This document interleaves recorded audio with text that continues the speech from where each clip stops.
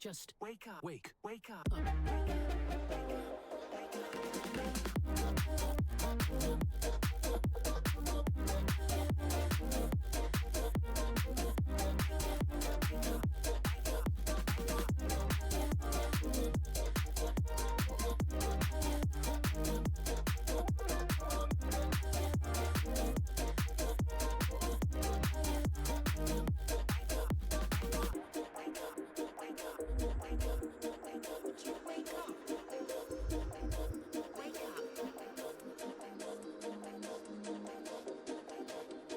Just wake up. Wake up.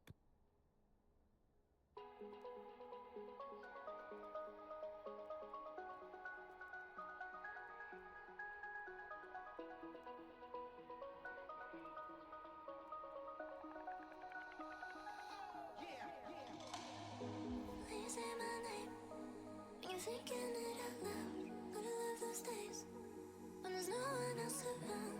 I can feel your heart close to mine. In the night, my sleep talking about you with me. I could die just thinking about you and you're not with me. All this time, you fill my head and all my daydreams of you. In the night, my sleep talking about you with me. I could die just thinking about you and you're not with me. All this time, you fill my head and all my daydreams of you.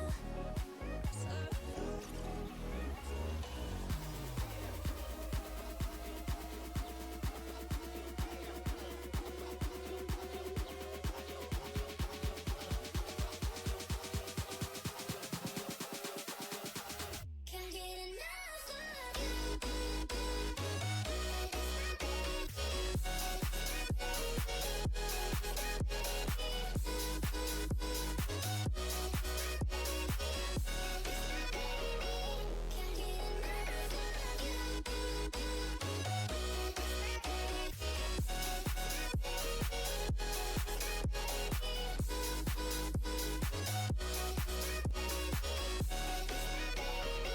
Can't get enough of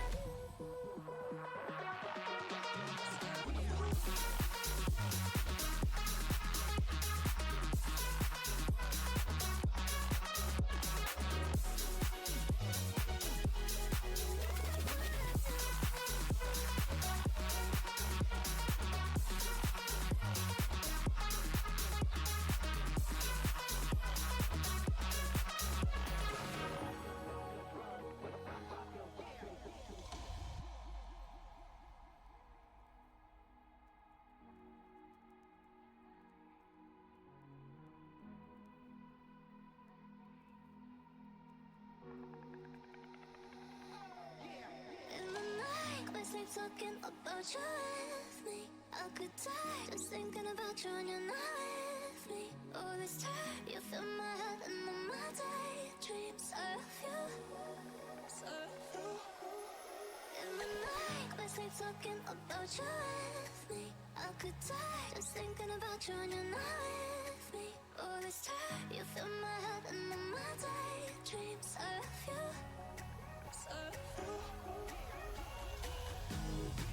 Destroy my ears. It's going out to everybody. Destroy my ears. It's going out to everybody.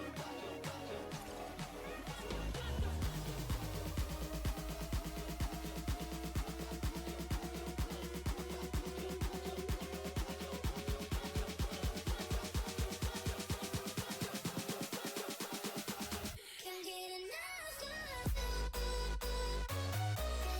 you.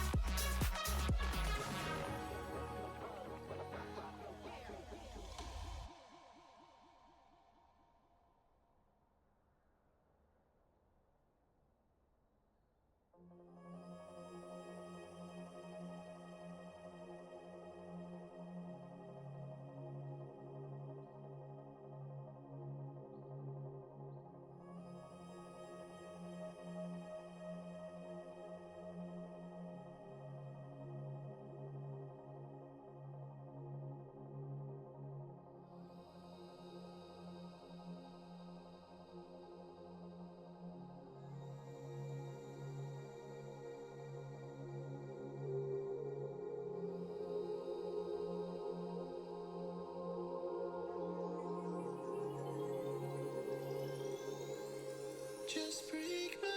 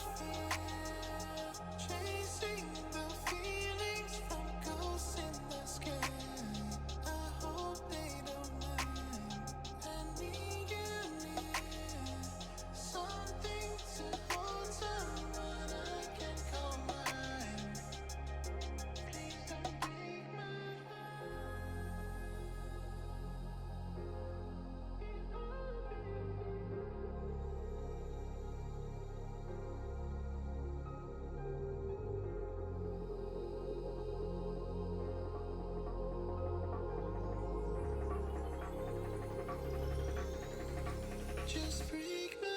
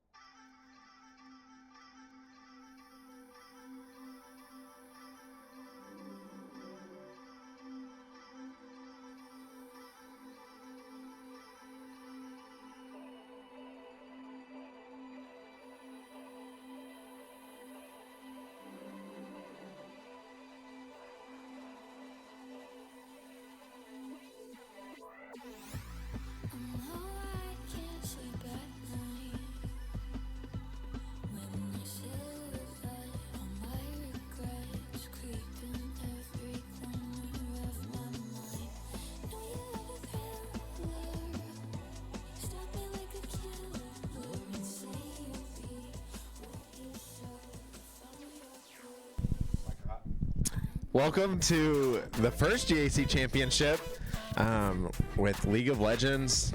This is, I think, the first GAC Championship for any game. But yeah, League of Legends, ECU versus SNU. We are about to get underway with picks bans here in a second. It will be a best of 5 series. So, Zane, we're in it for the long run. Yeah, no kidding. We could be here for a while, but I mean, this series is looking really good. Oh, and we're already in draft, actually. Okay, so ECU banning the Nyla. That is Caden's go-to pick, bot lane. I've played a lot of games with Caden. He loves a Nyla pick. It looks like It looks like they're target banning Caden really hard here. This is the first time we played him. This is exactly what happened. ECU put all their bans towards Caden, which makes sense. Caden being one of our higher ranks player, you don't want to see that bottom side get fed. Yeah, absolutely. And it looks like SNU going for a little bit of the same strategy here, banning out a lot of mids, a lot of really strong mids too. Nico, Syndra, Yone have a lot of agency in the game to carry the game, and it seems like they really want to cut down on mid laner's champion pool here. Talking to them before the game, that was kind of just like what we were saying. It was, yeah, you can have maybe a mid lane get a little bit of ahead if you're SNU, but you don't want to see these carry champions like a Yone get 2 kills ahead and then just be able to wipe the floor on this team. Right. And I was looking at a lot of ECU's games earlier today, and it looks like they love to play this Nunu champ. They absolutely adore playing this champ, so it looks like they're on to comfort immediately. Nunu being a very, honestly, fast jungler, being able to clear and get to lanes really fast, I think is going to help ECU just be able to control. We were talking about before the game, the top side of the map is where they're going to be a lot of their focus is, as their mid laner just being the highest rank on the team. Yeah, absolutely. And SNU responding with the Volibear Galio 1-2. Honestly, not my favorite. That's a lot of melee, not a lot of damage. SNU's going to need to find some range here. They're going to need some damage. They're going to need a carry from Caden. I was going to say, do you think SNU going more tank heavy here, just trying to have a better front line for Caden? Yeah, I mean, absolutely. I've heard them talk during practice. They want to fight front to back. They want to fight very standard. They need those big bodies in the front so Caden's able to do damage. I'd really expect an ADC on 3 here so his champion pool doesn't get pinched I was more. going to say, you need the ADC pick. Oh, really interesting. Okay, so we have a triple melee comp that does not do very much damage right now. This is looking like a pretty tough comp to execute right now. Yeah, I don't know. I kind of agree with you there. I think if you're SNU, you really want to see a ADC pick in that top 3, because here we go, ECU gonna start banning out Caden again, and immediately with his second most played champion. Yeah, and the problem here is that not only are they limiting Caden's champion pool, but they're pushing down the tier list of ADCs. So even if he does get on an ADC that he feels comfortable on, it might not be as strong in the meta. And SNU going for a very interesting stat, also banning an ADC. So we now have 5 ADCs banned, and probably all 5 of them meta ADCs. Right. Yeah, you're about to see Caden have to go off meta here. Right. And that's not what you want to hear if you're SNU. Yeah, I mean, this game is just looking like an absolute cluster right now. There are 6 melee champions on my screen right now. This is going to be maybe 7. Hey, no, Nunu throw snowballs. Okay, barely range, but this is all melee champions here. This is just all frontline for right now. So if you're Caden, who are you looking at here? I mean, Twitch is just going to be a very big problem, but you're pushing a late game team for ECU, and hopefully SNU can just take a early game champ and just try to get ahead really early. Yeah, I mean, you have to pick a really strong physical damage AD here. We have so much magic damage on the side of SNU. I don't know if you go like, I mean, if he's comfortable, a Draven could be good here. Like, you could just go for a kill lane and bot, try to get ahead with the Draven, something like that. The problem here is the Twitch is just going to be absolutely unleashed with this team comp. And we opt into the Caitlyn. Okay, that's a physical damage AD. And a very long range AD, yeah. which is going to help counter a Twitch who, when that ult is popped, Twitch can just do massive amounts of damage in the back line. Yeah, absolutely. And I like that we have a lot of buttons to press. We have a lot of hard CC on our team with Maokai, with Mordekaiser. Galio provides a lot of hard CC that's really easy to hit. So this Twitch and Yasuo shouldn't be able to function super easily in fights. Yeah, and even looking at ECU's team, if you're this Yasuo, you're really hoping that your team here has a ton of knockups. And to be really honest, I think you've got 2 from Nami, 1 from Nunu, but that's it. Oh, yeah, I would say Alawi doesn't have one, so really you're just kind of relying on more later game, like I was saying, more team fight oriented. If you're this Yasuo, because you just don't have as much knockups as I think I would have hoped for. Yeah, no, absolutely. I think SNU here is probably hoping for it to go to a little bit later game. As much as Twitch might outscale them hyper late game, I think the rest of ECU's team comp kind of falls off with Alawi, with Nunu. Even Nami later into the game can kind of fall off with this many people running her down. So I think SNU is really going to try to play a steady early game and just scale into the late game really hard. I think what's going to be nice too if you're SNU, when you're just looking at this team comp, I'm assuming we're going to go with Maokai support here. You have a Caitlyn Maokai bottom lane, which is very like kind of stun heavy. Nami doesn't have a lot of options to get out of that. Twitch obviously has his invisibility, but you lock that in, you get a Galio ult. Again, SNU going to be probably heavily focused on the bottom lane. That's some free kills if you can really just put that into action throughout the game. And you get Kaden ahead with a Caitlyn, and who knows? I mean, Caitlyn can just start shredding. Yeah, absolutely. I mean, if Kaden and if our bot lane is able to capitalize on the Twitch and the Nami being super squishy, if they're able to land those combos where they get a stun, Caitlyn places down a trap, they trap, Maokai Qs. If they're able to chain the CC really well, this bot lane could be super volatile. I'll tell you what lane won't be volatile. Top lane. And the last time I commented and commentated League of Legends, we also watched a very slow top lane. And top lane can be very slow at times. I describe it as two icebergs colliding into each other. As we see the ranks of the other team right here. So we're going to take a look at this. It looks like that both their bottom lane, ADC and support, are Silver 2 and 3, sorry. Their mid lane being Emerald 3, and then their top lane being Plat 4 and jungler being Plat 4. Honestly, that's really good news if you're Kaden. Oh yeah, absolutely. I mean, he should be absolutely dominating this bot lane. He is far and away the best player in this lane, and you're really hoping to just see him show why he's the best in this lane. Yeah, and I think if we are SNU, we are really just kind of hoping here that just mid lane can sustain a good Galio pick to be able to do that and just sustain, even if you're getting pushed under tower. Pretty easy to CS under tower if you're Galio. And then once you hit 6, you're looking for those big ganks coming from your ult and comboed with that jungler. I think that's what we're going to have to be waiting for if you're SNU. Yeah, and I mean, SNU has really just stayed true to exactly what they want to do. This Caitlyn should not die in fights. Between Galio ulting, between Mordekaiser R'ing any potential divers off, between Volibear ulting, this is just going to be an extremely hard to kill Caitlyn. So if we're able to scale into this game, this could be really dangerous. Yeah, and honestly, like as the draft went on, you see 4 very tanky members over at SNU, and I love that against a Yasuo who may be having a harder time to just blow up somebody. As long as Kaden can stay away from a knock-up and from a Yasuo ult, then I think teamfight's really favored for SNU here. Yeah, I will say SNU is their mid and top are kind of losing lanes here. Alawi, a pretty known lane bully. This Mordekaiser matchup, from what I understand, is pretty skill-based. Like, you just have to be the better player in this matchup. But then that mid matchup, I'm a Yasuo main. I love this. Playing into Galio as Yasuo is one of the easier lanes you can get as Yasuo, especially if you're able to get ahead. So this is going to be really interesting. It looks like we have 4 TPs in the game, which will be really interesting to see later into the game. Yeah. Again, I think there's going to be a lot of map movement, especially coming off of a Galio pick who kind of has a semi-global ultimate.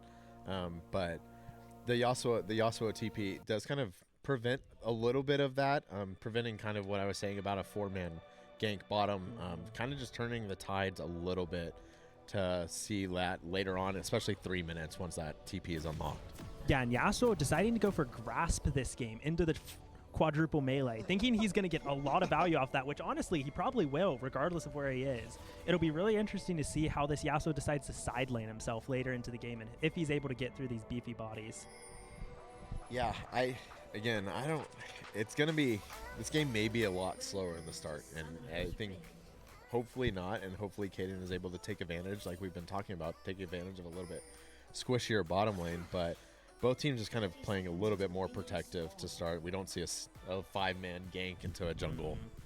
No, and it doesn't look like either team has gained any real vision or insight into where the jungler's starting, so Looks like our jungle just trying to get an early ward maybe. They're trying to enter into this topside brush, and it looks like ECU's kind of giving in. They get an important ward on the blue buff. That could be really telling. That might be too early, though. I think that ward's only going to last until, like, 158, which means the Nunu probably won't get spotted on his clear. Yeah, again, a very early ward. I think they got a little over anxious seeing a couple of ECU members rotate over, dropping that ward. But again, if you're SNU and we've played a lot of League of Legends, you kind of just know when the jungler's hitting a certain buff, especially early on in the game. So hopefully they're able to see that ECU is going to start down on red buff, and you can kind of guesstimate what time he's going to blue buff. Yeah, and I actually really, really like what SNU is doing here. So our jungler is starting Raptors and is looking to path towards bot side to try to aid our bot lane in just absolutely destroying theirs. And what ECU is doing is exactly what they want to do too, where they're pathing to top side to try to aid their top lane, mid, that kind of thing. So Which, both honestly, pretty exciting to see. When you think about a Nunu gank, especially if he's going to try to just focus a little bit more bottom maybe, Caitlyn, very easy to dodge Nunu's massive snowball. That snowball is very hard to control.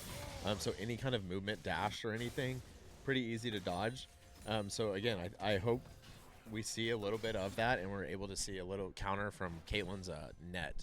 Yeah, absolutely. And what we should be seeing here early in the game is our Mordekaiser and our Galio playing pretty passive, knowing that Nunu's going to be on this top side of the map for probably another minute or so while he takes Crab and his other buffs. But now Volibear actually full clearing down to bot. So it looks like bot lane could bounce this wave quick, so the wave bounces back so that Volibear is able to gank. But we'll see if they're able to coordinate that with their jungler.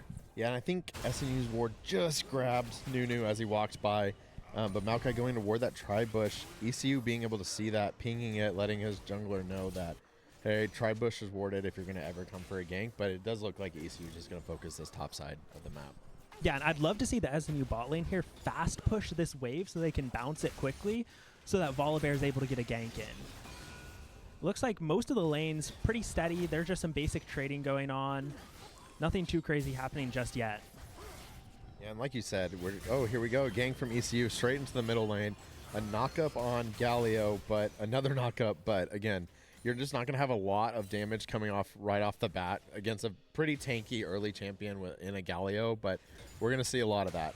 Yasuo is a very harassment mid kind of champion, and Galio is just going to be a little bit more passive until he gets his abilities unlocked. Yeah, absolutely. And honestly, I'd love to see mid hold his aftershock for those ganks because it makes you so tanky, especially early game.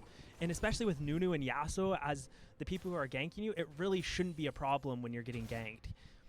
Last week, Derek picked Mordekaiser, and here we go.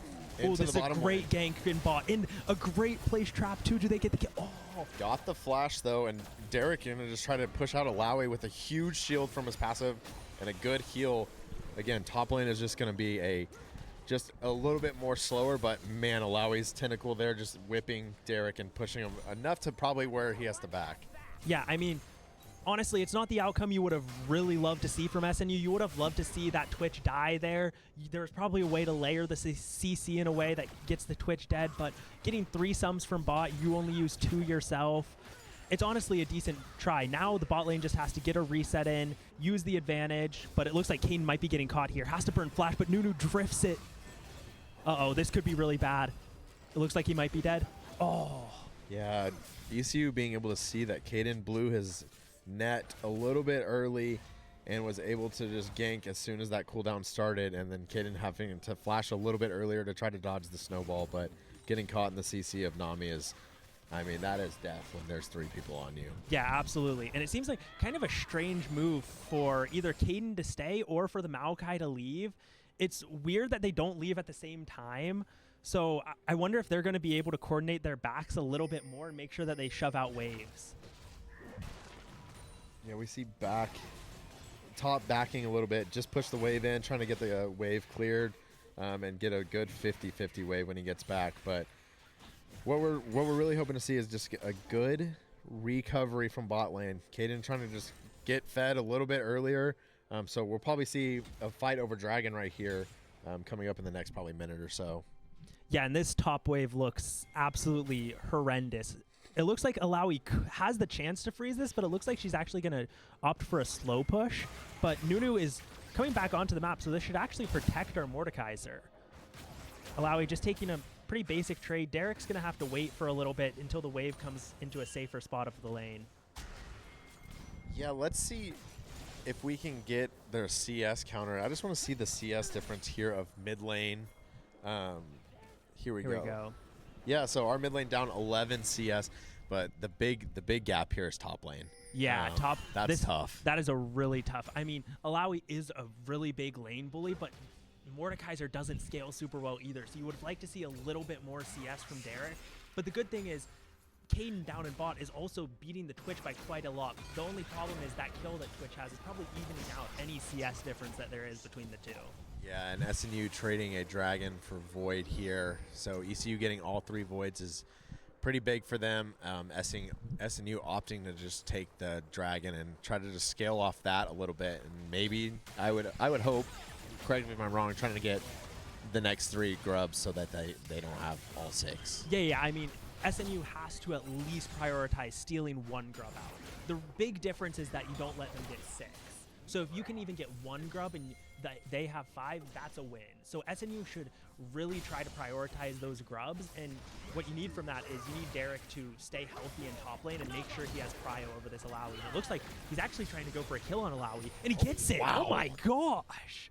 Derek being able to turn that around and, again, maybe down CS a little bit there, but he didn't care. Chose to take the fight, pulled Alawi into him, and turned the fight around and got the kill early, which is huge for him. Yeah, I mean, that's perfect, especially for SNU's aspirations to fight for these grubs next. Getting that Mordekaiser online and allowing him to win lane against his Alawi is absolutely massive. And right before that fight, we got to watch mid lane. Yasuo and Galio just kind of took a fight mid. Here we go. ECU here's trying a to gank gank on bot. Got a double knockup. Oh, this is such good CC layering from ECU. This is not what you want to see. Oh, okay. Twitch only got 1 of those, which is maybe the only saving grace from that play, but that is not a good look for our boys. We really need this Caitlyn online. I know as much as having that Mordekaiser kill, Galio holding his own in mid lane, we need the damage from Caitlyn. Without Caitlyn, our comp does absolutely no damage. Yeah, we talked a little bit about SNU just going all in. SNU this could be a good look. Yasuo has flash, but he's holding it really hard. Okay, he goes for the Keyblade. Huge nullify on the tower, but still taking some damage here from Nunu.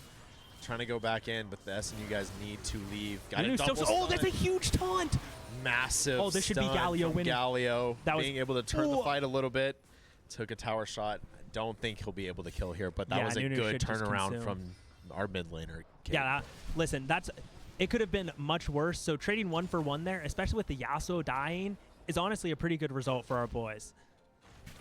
Yeah, and going back to the bottom lane, I 100% agree with you. I think SNU kind of all in their comp here on getting Caden ahead, especially when you're looking at a team fight. Yeah, you can have a ton of kills on your top and a ton of kills on your mid, but those are the champions that aren't going to get to Twitch. And if Twitch is fed, he's just going to be able to sit back, and if you can't kill him, your team's getting shredded the whole fight. Yeah, exactly. I mean, late game, this Mordekaiser's death realm is only going to be a death realm for himself if he ults the Twitch. So that you just have to hope that this Caitlyn is somehow able to get away from or to lock down the Twitch. You get Galio on the Twitch, you get Volibear on the Twitch. You have to hope that they're able to layer this CC well enough to where the Twitch just can't deal his damage. And it was just that gank that ECU had on bottom lane. You kind of mentioned it. It was just a very good layering of the CC. They got the double knock up from Nunu of the snowball, and before the SNU players could even hit the ground, Nami had knocked them up with their bubble, and then Nami had ulted. So you have 3 stun locks kind of there, and if you're Caitlyn, you're not getting out of that unless you have your net up, and she did not. Yeah, absolutely. I mean, honestly, what I'd love to see from SNU here is if we could get an in-lane gank on bot. Our Caitlyn and Maokai are constantly pushing that lane up into the tower, which would allow Volibear to get into these brushes, to get into the alcove, and be prepared for either a counter gank or for a pressure play from their bot lane, because their bot lane's feeling good now. They have kills. They probably think they can win a 2v2 against this Caitlyn Maokai, even though they should be weaker. Yeah, a good early flash from Derek there. ECU sending 3 to the top lane. Derek reading it early, getting the flash out, but problem is Void Grip, it's up, and ECU is on top of it. All 3 members heading down to make sure that they try to get 6. But all of SNU here except Caitlyn. Caitlyn allowing to farm at the bottom. Yeah, absolutely. And I really love what our support's actually done here. Our Maokai gotten there early, making sure to be there for the rotate for grubs, because now SNU is almost guaranteed to get 1 grub. SNU starting the grubs really early. It's going to be a tough fight, though. Derek is very low. They've got to just try to cut their losses and get out. I do not want to see SNU try to fight this. This could be dangerous, but they've done so well. They've got so much AoE, but it's still not looking great. Yasuo's dash, but the Galio ult is huge. That was an insane fight. All of them fighting in the Alawi ult was kind of insane, but Galio able to turn it with his ultimate and getting the 2 kills. Again, now you've got top and mid kind of just online, and if Caitlyn starts to get it, oh, Galio going in a 1v2. This could be dangerous. He needs to flash early. Okay. He should be fine. He gets Twitch ult too. Twitch still not doing too much damage. He really needs to scale into this game, but I mean, that last fight, that is a very dangerous fight for SNU to go for. That Yasuo, that Alawi are going to do so much more damage, but it seems like they just had such good target priority, targeting the Alawi to end her ult. Yasuo getting knocked up by the Galio ult. It just seemed like they just had such a good game plan of what they wanted to do and how they could win that fight. And I think they got 1 Void Grub in all of that. So you prevent ECU from getting all 6 there. Again, SNU immediately going down to the focus on the Dragon. If SNU is able to pull their 2nd Dragon and get that 1 Void Grub, this is a huge turnaround for them. Yeah, absolutely. I mean, a team fight win, you're preventing the 6th Grub, you're getting a 2nd Drake. I mean, SNU's down 1K, but you're still feeling good about that 1K. There's a lot of standing gold with turrets left up on the map, and you just have to keep playing this slow game where you need Caitlyn in the game. And because Caitlyn's been set behind by some early ganks, you kind of are prolonging that. You're just going to have to wait later into the game. And you're going to see an early lane switch by both teams. Bottom lane are now going towards mid. Caitlyn was able to get 2 plates, so that is really big. Unfortunately, Galio wasn't able to get a plate, but that just means Caitlyn's able to come into the mid lane and get more gold. Hopefully then their Twitch will be able to get a flash behind Yasuo into, honestly, nothing. And that's probably what you're going to see a lot from that lane. But hopefully, again, Caden's able to sit mid here and take a lot of CS. But if you're SNU, your goal this game when you came in was to play for late game, especially to get Caden on top. You have 2 Dragons, which is a massive step into going for late game. ECU coming into the mid lane. Nunu missing his bubble because Caden flashed. Ooh, that's a huge root, though. And Nami Wave's going to be massive, too. This is really bad for SNU. Just getting a little too greedy on mid lane, on the mid wave. ECU collapsed, knew exactly what they needed to do to shut down this SNU tempo.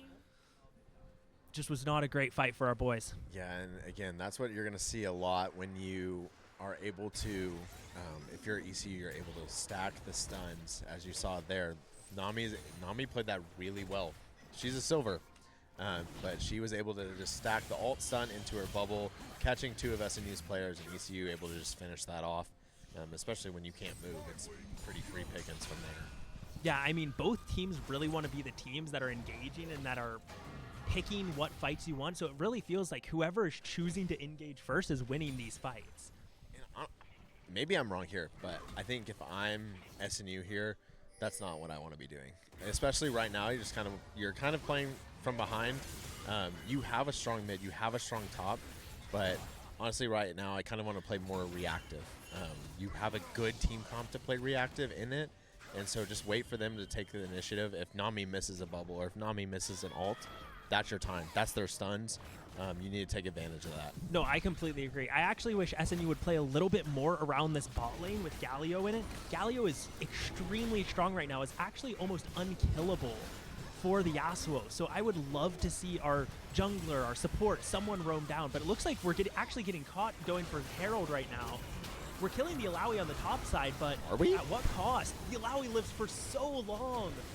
Yeah, with no vamp that you can prevent Alawi's life steal, she's just going to sit there with low HP and just gain it all back in the team fight, especially that close range in the river. You just can't have that unless you have the certain items that can just take her out. Yeah, and a TP from Yasuo to get up to the fight. He was kind of even in the game, but now he's so accelerated. It's going to be impossible to deal with this Yasuo in the side lane. I think what we're going to have to hope for is Mordekaiser to match him, but it looks like Volibear's getting caught out in his jungle, just being a little too greedy. I mean, ECU, they've had control of this top side, so I don't know if going into your top side jungle at that point is the best idea. I think cross-mapping, going to get some bot camps, things like that would have been a better idea for our guys. Yeah, 100%. You just took the fight in top river. You know most of their team is in that top river. Going into your top side jungle is a death trap, and we just watched that. But I kind of want to touch on the point that you just talked about, Yasuo getting those kills and coming back into the game. Kaden, you're 0-3. That is already a tough start, and now you see a mid laner who can get to you really quickly, and that is not what you want to see. Even with a one escape as a Caitlyn, just not something you want to see. A Yasuo who can dash through champions and can dash through minions to just get on top of you. That's just really scary. Yeah, and I mean, the gold difference isn't actually that big. It's only a 4K gold diff. It is not insurmountable, but the problem is where the gold is allocated on both teams. SNU has all of their gold on this Galio, this Mordekaiser, even some on the Volibear. But ECU has it all on their carries. They have it on the Yasuo, who's 6-2. They have it on the Twitch, who hasn't died yet. He's 3-0. They have it on these carries, who are going to be so accelerated into this game now. And the problem is SNU need this Caitlyn to be able to do damage in later fights, but they just don't have the gold right now. It looks like SNU kind of posturing for this Drake. Drake should be up relatively soon here, and it looks like they're just trying to get some early vision. It's going to be a Hextech Soul, which is actually pretty decent for SNU. They have to constantly stay grouped, but it looks like they might be catching this Alawi. This is actually a really good trade. Caitlyn could get a kill. That's huge for Caitlyn. Oh, this is a huge flank from Galio too. And a good Maokai splits the... Oh, what a good blast cone too. This is a perfect fight for SNU. You could not have hoped for a better fight. Man, a really underrated play right there. Hitting the blast cone as you see ECU's whole team coming in. You blast cone them back into your team, so it's just a 1v4. Get the kill and you get out. And ECU has no option but to respond, and they also just have to leave. Yeah, and I mean, what a play from Galio, flanking around the Dragon Pit to catch the Nunu. This is just such a good play, blast coning him into the team, like you said, and now SNU is on Soul Point, and even though they're down 3K, they're winning fights, and they're on Soul Point now, so ECU can't lose the next Drake. Look at this. This is crazy to me. So you have Kaden bottom lane. He's got a total of 6.6K gold. He's only 300 gold behind the Twitch. For as tough start as he had getting just camped, really, to be still in this game right there with it, you see a bigger difference as you look towards mid. But man, if you're SNU, that's very hopeful. Caden's done a very good job to get himself back into it this game. Yeah, and I mean, you're really hoping that this Galio, this Volibear, they're just kind of low econ characters that don't need a lot of gold. You're hoping that they can take... Oh, I've actually just noticed our Volibear is AP on hit. That's what it looks like, yeah. I've actually never seen that played, but I know Volibear has a lot of AP and attack speed scalings, but you would think that like a Knight's Vow, like Zeke's Convergence, like a more supportive Volibear would be really good here because you don't need him to be the super tank. And that's what we were kind of hoping for, I think, when that Volibear champion was picked, to just be more of the Knight's Vow, be more of a, okay, I'm going to secondary support Kaden, and just going to be really interesting. You do have that option in a top and in a Galio, but yeah, honestly, having a double support kind of champion would have been a really good opportunity for Kaden to just get really far ahead in this game. Yeah, and I'm just worried because, like, as much as it would be nice to have another source of damage... Oh, and it looks like ECU just... Oh, we haven't engaged. This could be a really big pick on the Nunu. The Nunu doesn't have flash yet. He has flash in another 20 seconds, but he's just unkillable. Oh, but a great... Oh, the Volibear's coming in. He gets the kill. This is actually really good for SNU. This is a huge turn. Can they get any more? The Alawi looks like they are going in. This should be an easy burst for SNU. Oh, Yasuo going in too. This should be another kill for SNU. This is a throw from ECU. Can they get onto the Twitch? Caitlyn. Oh, that's a great flash stun. And a good Galio ult too. That was an incredible fight from SNU. ECU deciding just one by one to go into that fight. Nami was in the river when they were engaging in that fight, and SNU just picking him off as they came in. That was a massive turnaround for SNU. Yeah, and I mean, this is the second fight in a row that ECU is just getting caught out. They're not grouped together. They're not close to each other, and SNU is just capitalizing on them. This is amazing for SNU. They're suddenly only 500 gold down. They're back in this game. They're already, it feels like they're scaling into the game, but they're not even at their core items yet. Like, Yeah. Caitlin's not even completed her second item. That's what I was going to say. Caitlyn almost probably has enough gold right now to go back and buy her second item. But as much as I loved that fight, I wish Kaden would have gotten more kills. Yeah. And it's just really hard to do in the team fight to negotiate who's getting the kills and figure that out. But again, SNU won the fight, so it doesn't really matter. But again, you're just trying to see Kaden just really come online here. Yeah, and I mean, honestly, what you're scared of as SNU is once this Yasuo and this Twitch get some armor pen, like Twitch has the Bork, Yasuo has the Bork and the Mortal Reminder. Like, they're slowly itemizing into this armor pen that they're just going to be shredding through this SNU front line. So if we don't have a Caitlyn to do damage to their front line too, this could be a problem. And man, I really need SNU here to start buying some healing reduction, because ECU's team is full of healing, and especially we got to see it a little bit in that last fight when Alawi ran in, ulted. Alawi can really take a 1v4 fight and stay alive for the longest time if you don't have any healing reduction. Twitch, if Twitch starts buying lifesteal, Twitch is a very healing champion. Nami has a ton of heals. Yep. And if you're SNU, you just don't have any of that right now. Yeah, and I mean, Maokai and Galio looking like they're itemizing into that Thorn Mail. They both have the Bramble Vest, which has Grievous on it. But honestly, I'd really love to see this Mordekaiser itemize into a Morello's, into that Grievous item, because he's going to be doing the heavy AoE damage. He's going to be hitting pretty much everyone and applying Grievous to everyone. So I think that's who you really want to see buy Grievous on SNU. And it doesn't look like Mordekaiser is going to just try to lane split a little bit. I mean, it looks like he's going to just try to stay in the fights. He doesn't have top tower, so he really just can't do that.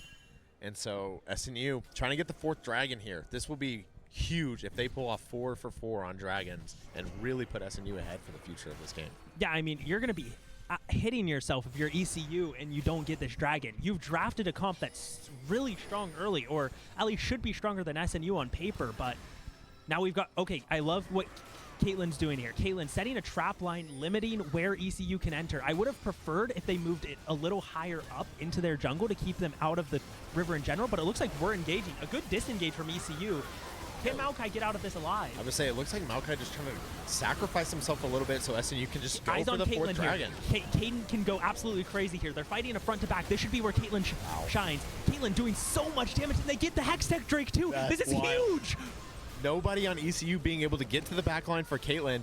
Caitlyn just standing back there, just shooting, getting a ton of headshots, and all that time, Gage is just focused on the dragon. Wasn't even in the fight. Got the 4th dragon for SNU. SNU heading to Baron now. If they get Baron, they are fully ahead in this game. Yeah, and I mean, ECU is just opting into these fights that SNU is begging for. SNU wants to fight these heavy front to back where the front lines are fighting a bunch. The ADCs are just getting to hit for free. Twitch isn't as strong as Caitlyn right now. Caitlyn is spikes on her 2 to 3 items.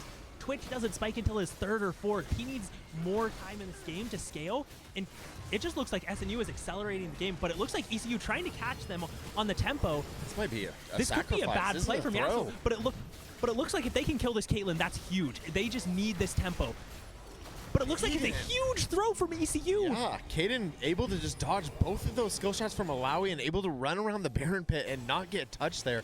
That was a massive throw from ECU. Again, back-to-back fights, ECU just kind of throwing bodies out, trying to get to Caitlyn, but not able to even get through the front line of SNU.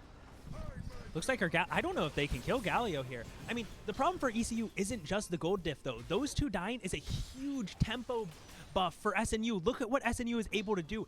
They will not be able... ECU cannot hold this mid-tier 1. This mid-tier 1 has to fall. SNU might even be able to get this mid-tier 2 because they don't have the Yasuo and the Alawi alive.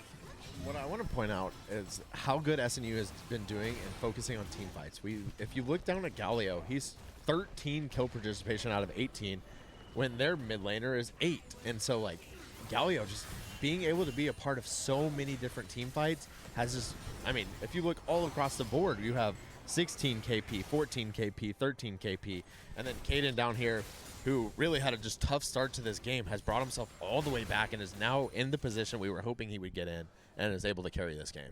Yeah, and I mean, SNU is just fighting exactly how we said in the draft. Like, they're going to fight in clusters. They're going to fight like a ball comp where they're just all on top of each other, trying to fight more and more. And it looks like they're actually catching 2 off, but I don't know if this is great for SNU if the Nami's able to heal, but it looks like they get a catch and they're just far enough ahead that it doesn't matter.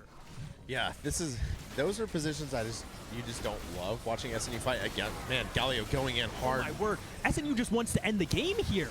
And they are. They got 2 quick picks. Now SNU has to be asking where are their waves. They're going to have this second wave coming in from top, and they need to keep that alive. Okay, they have this cannon. They should stay with this cannon, but it actually looks like they might be going for a reset. No, they call it off. Okay, they need to keep this cannon alive for the next wave in Baron Buffett. They should be able to get this top inhib. I would love to see a top inhib, a base, and then a reset into, like, Dragon. Oh, but they're just diving. Yeah, just but this Twitch is so unleashed here. This could be really dangerous. But they catch him. Wow. I mean, SNU snap engages on this Twitch have been absolutely sublime this game. And that's what you have to do. You cannot let the Twitch just sit in the back line and just try to poke you guys down. And that was a massive turn right after killing Nami to just stun lock Twitch and put focus on the Twitch so he's not able to do what he should be doing. And that's exactly when you're picking a comp like this. Again, we kind of were just like, okay, some questionable decisions, but ultimately, like, here's what you have to do in this comp, and they're executing it perfectly. So, yeah, they probably have talked about what they wanted coming into this, and obviously we're not in those conversations, so we don't hear that, but they're executing this comp to perfection. Yeah, and I mean, they know exactly what they want to do. And the thing we were talking about in draft is they have buttons. They have so many options for what they want to do, and they just know exactly what to do. And it's just so simple. The game is so easy with comps like this, and they're executing them so well. The game is so much harder for this ECU comp, where you have to almost outplay everything to be able to be in those winning positions, and you can do it. Yeah. It's very winnable, but the problem is it's not as simple and clean cut as SNU's comp. Yeah, ECU taking a fight at the Dragon in the river is just not what you want to see if you're ECU's comp. And SNU, like we were talking about, played it to perfection, kind of got to Dragon earlier, knew that they wanted it. Here we go, SNU and we have trying another to finish catch. this game. What is ECU doing? SNU quickly melting in Alawi, and half of the SNU team just pushing in, making sure that the other half of the ECU team is not able to join that fight. Securing the global red. I mean, this could be a win for SNU. This is how you take a lead and push the lead to the end. SNU getting that first Dragon was huge. Trading the Void Grubs for the Dragon, fully knowing that their strategy coming into this game was to get an early 4 dragons, and they nailed it. They didn't drop 1 dragon. Were able to play around it the entire game, making ECU choose fights that they probably didn't want around that 4th dragon. And again, and a huge teleport cancel from Derek. That was insane. This game is just looking impossible for ECU to win. It just feels like SNU is on their throat constantly. I don't know.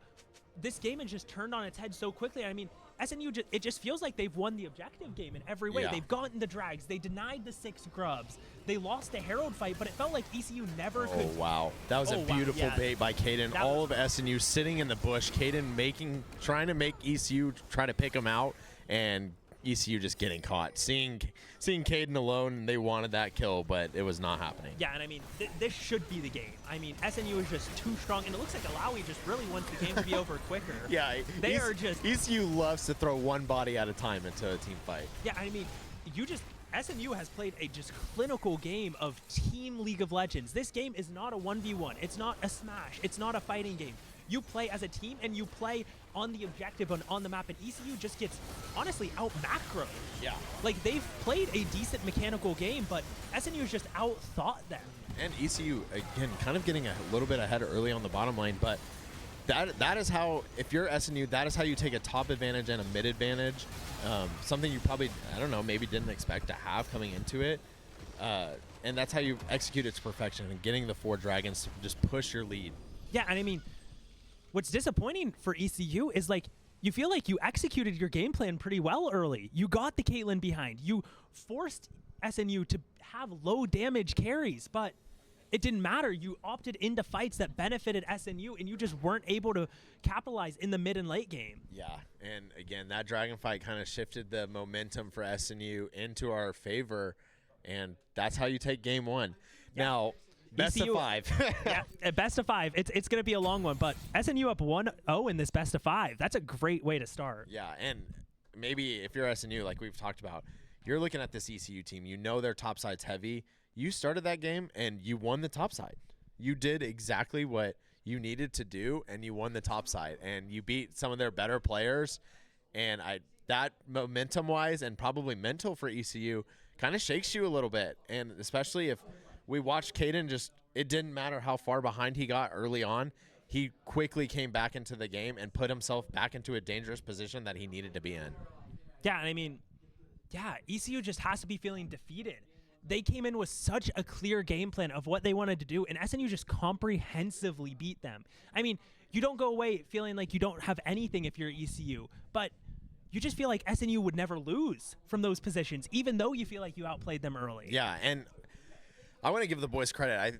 They had a really good game plan coming into this game, and clearly there was a big dragon focus, and thank you, Rudy, and clearly was a big dragon focus, and just took advantage of it, and again started early by giving up all 3 void grubs, which you don't see very often. Void grubs are very important to this game, but SNU giving up all 3, fully knowing that they wanted all 4 dragons to shift the game, and made ECU fight them in that 4th dragon to change the tides. And then right after that fight, ECU decided to fight middle, already just being behind.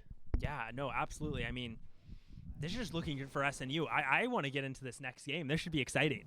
Yeah, if you're SNU, you're trying to get into this game fast. Keep the momentum going.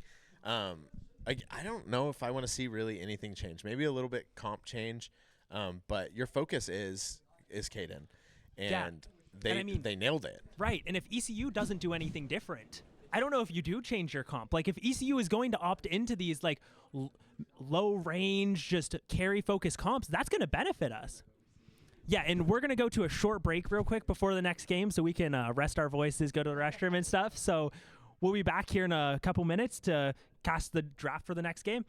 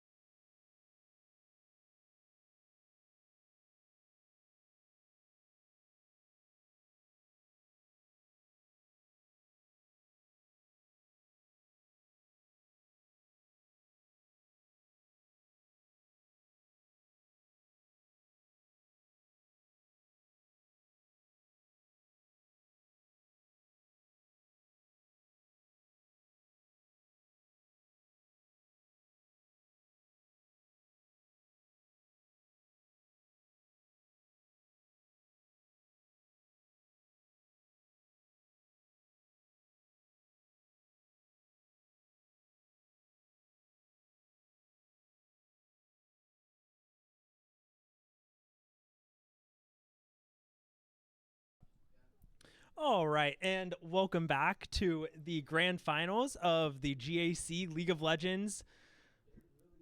And it looks like we're already into the draft. Flying through the draft. We are absolutely zooming through. Kept Oh my god! both teams keeping the same 6 bans, and SNU picking the same first champion.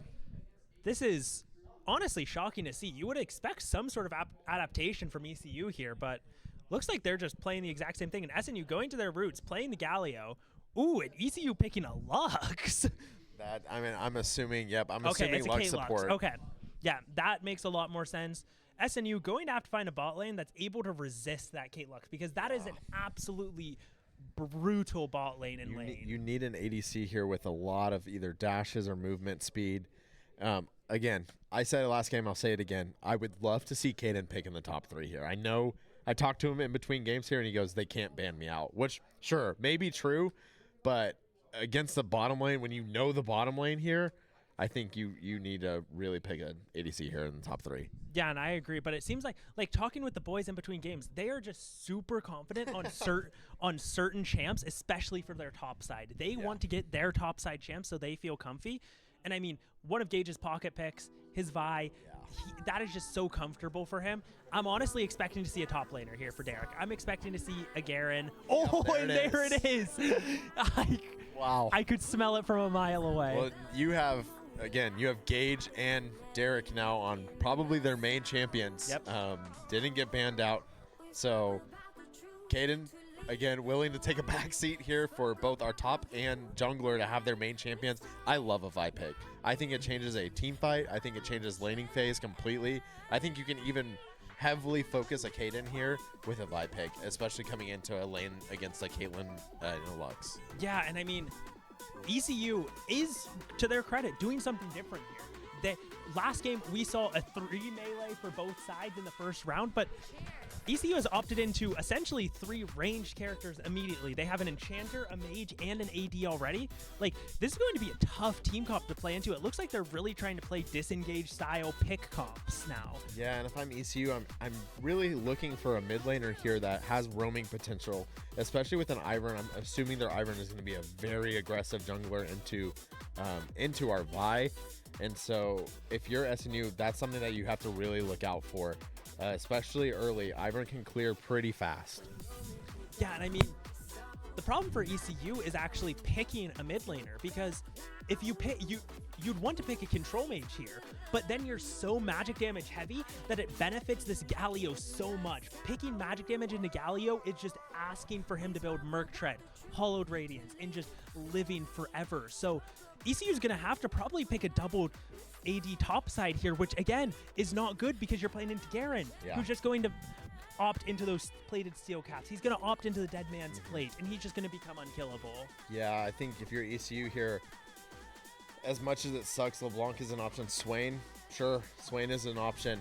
A little bit more tankier, a little bit more long range, but I don't think there's any kill potential here for Swain. No, this is actually really weird to me because this actually incentivizes SNU to just build more Grievous, which is not what, like, Ivern does not want to play with other healing champs because he's so good as a solo healer and as a solo shielder. Yeah, I don't. Caden here, I think they very well. Is this going to be an Ezreal Braum? Okay, Ezreal Braum. Ezreal could be good. I like Ezreal. Ezreal. So self-sustaining, but he's not super great right now. But honestly, I can see an MF here, but I don't love I don't love the Ashe. I don't either. That is not very much damage. And you just picked the 180C with 0 escape into a Lux and Caitlyn, who, if you get hit by 1 stun, you're dead. There's no, I mean, Braum can save you, but you're getting double stunned, and there's a lot of damage coming out from ECU there. Yeah, I'm just worried about getting through ECU because how are you, like, Ashe isn't killing a Swain. Ashe isn't killing an Alawi. That's what I'm saying. If you're SNU here, you really didn't pick. Last game we had a Caitlyn who could just do burst damage. SNU really doesn't have anyone that can do burst damage. You have a Vi who can get to the back line. And maybe you're just kind of heavily relying on Derek here to just shred. But, man, if you're Caden here, I think your goal, and I mean, it should be your goal every time, but you have to get really, really ahead early. Yeah, and I mean, this pray. this bot lane has to get so accelerated that the Swain literally cannot exist in the same game. This is just another problem is our comp is doing multiple different things. Like Garen and Vi are wanting to engage and go in. Galio and Braum are wanting to disengage and protect our carries. Ashe is wanting to pick people. So SNU is going to have to stick to one of those identities, because if they try to do everything, they might do nothing. Yeah, I think that's where I'm a little confused on is you have an Ashe who your whole goal and you're centered around is your ultimate, which is for those that don't know, a massive arrow that can fly across the map. I saw that comment. A massive arrow that can fly across the map, and if it hits someone, it stuns them for a little bit. But if you're SNU, like, your comp isn't going to be able to just jump on the stunned person and just eliminate them. And that's what's scary if you're going in and picking an Ashe. Yeah, and I mean, man, ECU's comp is just very well-rounded. Like, they did, honestly, a similar style comp to what SNU had, where they have these bruisers in the front, and they're just relying on the Kate to do damage. Like, this Swain, what is there? Alawi. Like, these champions are just going to be hard to kill. Yeah. And especially with an Ivern buffing them up, like, this is going to be a really hard team to engage on and get on. You just have 100%. to hope that they make mistakes and that you're able to pick them off with things like Ashe Arrow. And I'm really nervous about the Alawi pick. Ashe is a little bit more short range than Caitlyn was. Caitlyn was able to stay out of the Alawi tentacles when she ulted. Ashe really isn't going to be able to do that. So if Alawi gets ahead at all, I mean, you're going to just get blown up if you're SNU's bottom lane. Yeah, no, absolutely. To answer your question, Rudy, your first question, no. Your second question, I play mid lane. So I do not play Galio. I actually play some champions you haven't seen, Fizz being my main. Yeah, and awkwardly enough, also main mid, and I play, honestly, just pretty much everything. Like, my main, I guess, is Yasuo, but I'll play Everdinger. Zed, Cat, Syndra. I love Orianna. I'll play anything from control mages to assassins. I'll play, like, bruiser mids. Like, I'll play Renekton mid, Set mid, Kled mid, stuff like that. Yeah, Zane also hasn't been unbanned yet either. I didn't remember being banned in the first place, but I think I was banned by association with Shown. Rudy, I don't really understand where you got that from, but that rumor must not be true. No, Zane actually is the person I hate playing against. I will permaban Yasuo every single game that I'm in, and there's no questions asked, and that will never change in my life. Yeah, and we still have another 2 minutes here on the spectator delay, so we're gonna be we're cooking. So we'll take viewer questions at this time. Yeah, no, I'm not a Galio mid laner. I'm not a fan of have it. never really got. Ever since his rework, I've just never gotten into it. It's just not my style of play. Like, I don't love playing tank mids, and if I do play a tank mid, I'll probably play like an Ornn. I'll play a Malphite. I'll play something more traditional like that. Like, Galio is just, I don't know. It's just not my style. No, I'm with you there. I needed a very aggressive champion. I need to either play an assassin or play a control mage to feel like, especially in solo queue, to feel like I have control on the game. Especially when you're playing with 4 randoms, it's very difficult. Yeah, you just want to have agency at all points in the game when you're playing solo queue. But I mean, going back to these comps, you really just have to hope that Gage is going to path the bottom lane and that he's going to try to get an early kill. Because the thing about Caitlyn Lux is it's so volatile. If they're able to get control over the lane, it's almost impossible to break. But if you're able to get onto them, they're so squishy and so easy to kill. What's crazy too is I talked to them before, in between both these games, and I was just like, okay, like to be honest, we kind of trashed your picks last game, but it worked. Like, you guys performed what you wanted to perform. And they were like, no, that was our game plan coming in. We wanted that team comp. We got that team comp, and we won. And to be honest, it looks around the same team comp. Yeah. But now some of our guys are on their mains. The real question, and what we're going to have to wait and see, is how does bot lane perform? Right. And I mean, we just have to know who is going to do the damage on this team, because honestly, Garen does less damage than Mordekaiser in these team fights. Yeah. Ashe is going to do less damage than the Caitlyn. Volibear and Vi probably doing about the same. So you have to wonder, like, are we gaining enough Right. else to on account for the ECU lack side, of damage. you have Caitlyn, who does a little bit more burst than a Twitch does. You have a Lux, who is doing a lot more burst than a Nami does. And so ECU gained damage. And that was part of their problem, is they tried to go in on these fights and weren't quick enough to blow it up. We may see something very different, though, from SNU and trying to get an early gank in, knowing that Iron's a very quick jungler. Yeah, and I actually am really liking what I'm seeing from ECU here. They're going for an early invade because Lux is super strong. Or no, this is, oh wait, we're going for. Yeah, we're on blue side. Wait. I love that from SNU. I love that from our guys. And a huge flash from Caitlyn. That is exactly what you needed coming in to start this game. You know now their bottom side is a little bit weaker with Caitlyn without having flash. If you're Gage in the jungle, you have to immediately start focusing bot. You have to clear your jungle to where you're ending up in bot lane in 3 minutes. Yeah, I mean, honestly, I would love if Gage started blue. I would love if he went blue, Grump, Wolves, red to bot. I would love a quick 4 camp to bot because Caitlyn and Lux are going to push in this Ashe Braum, and you should want to be pushed in as Ashe Braum, so you get a level of protection with your tower. Well, and if you can get to Caitlyn before level 3, before she gets her net, that's a free kill if you land a Q if you're Vi. And so, again, I agree with you. I think Vi should have started blue and pushed down immediately to bot lane. We're not going to see that, though, and so Gage has to do a really good job of clearing jungle fast. Yeah, and again, one of the good things about SNU's comp is we have buttons again. Yeah. We have things like the Vi R, we have things like the Galio R, the Garen Q, the Braum Qs, the Ashe R. Like, we have buttons to press, but we just have to be able to find enough damage in later fights. So, and that's the thing too, like, I love SNU's comp and the ability to just be able to pick a person off. You have so much CC that you can just lock an ECU member down for maybe 30 seconds, but do you have the damage to kill that person? Yeah, and I mean, this top lane is not looking great for Derek right now. He took Ignite. He's going to be super confident, but it's not looking great early, and you would have liked to see a little bit more pressure from the Garen, honestly, especially when you go Ignite and you're sacrificing TP in the later stages of the game. Like, you want to be a lane bully. Yeah, and I will say the one good thing here with the Garen pick, especially if you're Derek and you're potentially going to lose lane really early, is your E wave clears quickly. So hopefully we won't see a big discrepancy in CS this time. But yeah, Derek's going to be down. Ooh, an early gank. Early gank. ECU blowing another flash. So yeah, if you're Gage, you have 2 opportunities now. You have mid lane open and bottom lane open. Still doesn't change the fact I want to see Gage in bottom lane before the next couple minutes. Yeah, I mean, I would love to see Gage finish up clearing his top side and then instantly base and try to go bot side and capitalize on this timing on either mid or bot. Either way. A very, very aggressive push in from the mid lane. But you see Swain, no mana, but neither does Galio, and we're going to have to get out of this fight real quick. Yeah, and I mean, we know where Ivern is now, which is good on some level, but you should have known where he was anyways.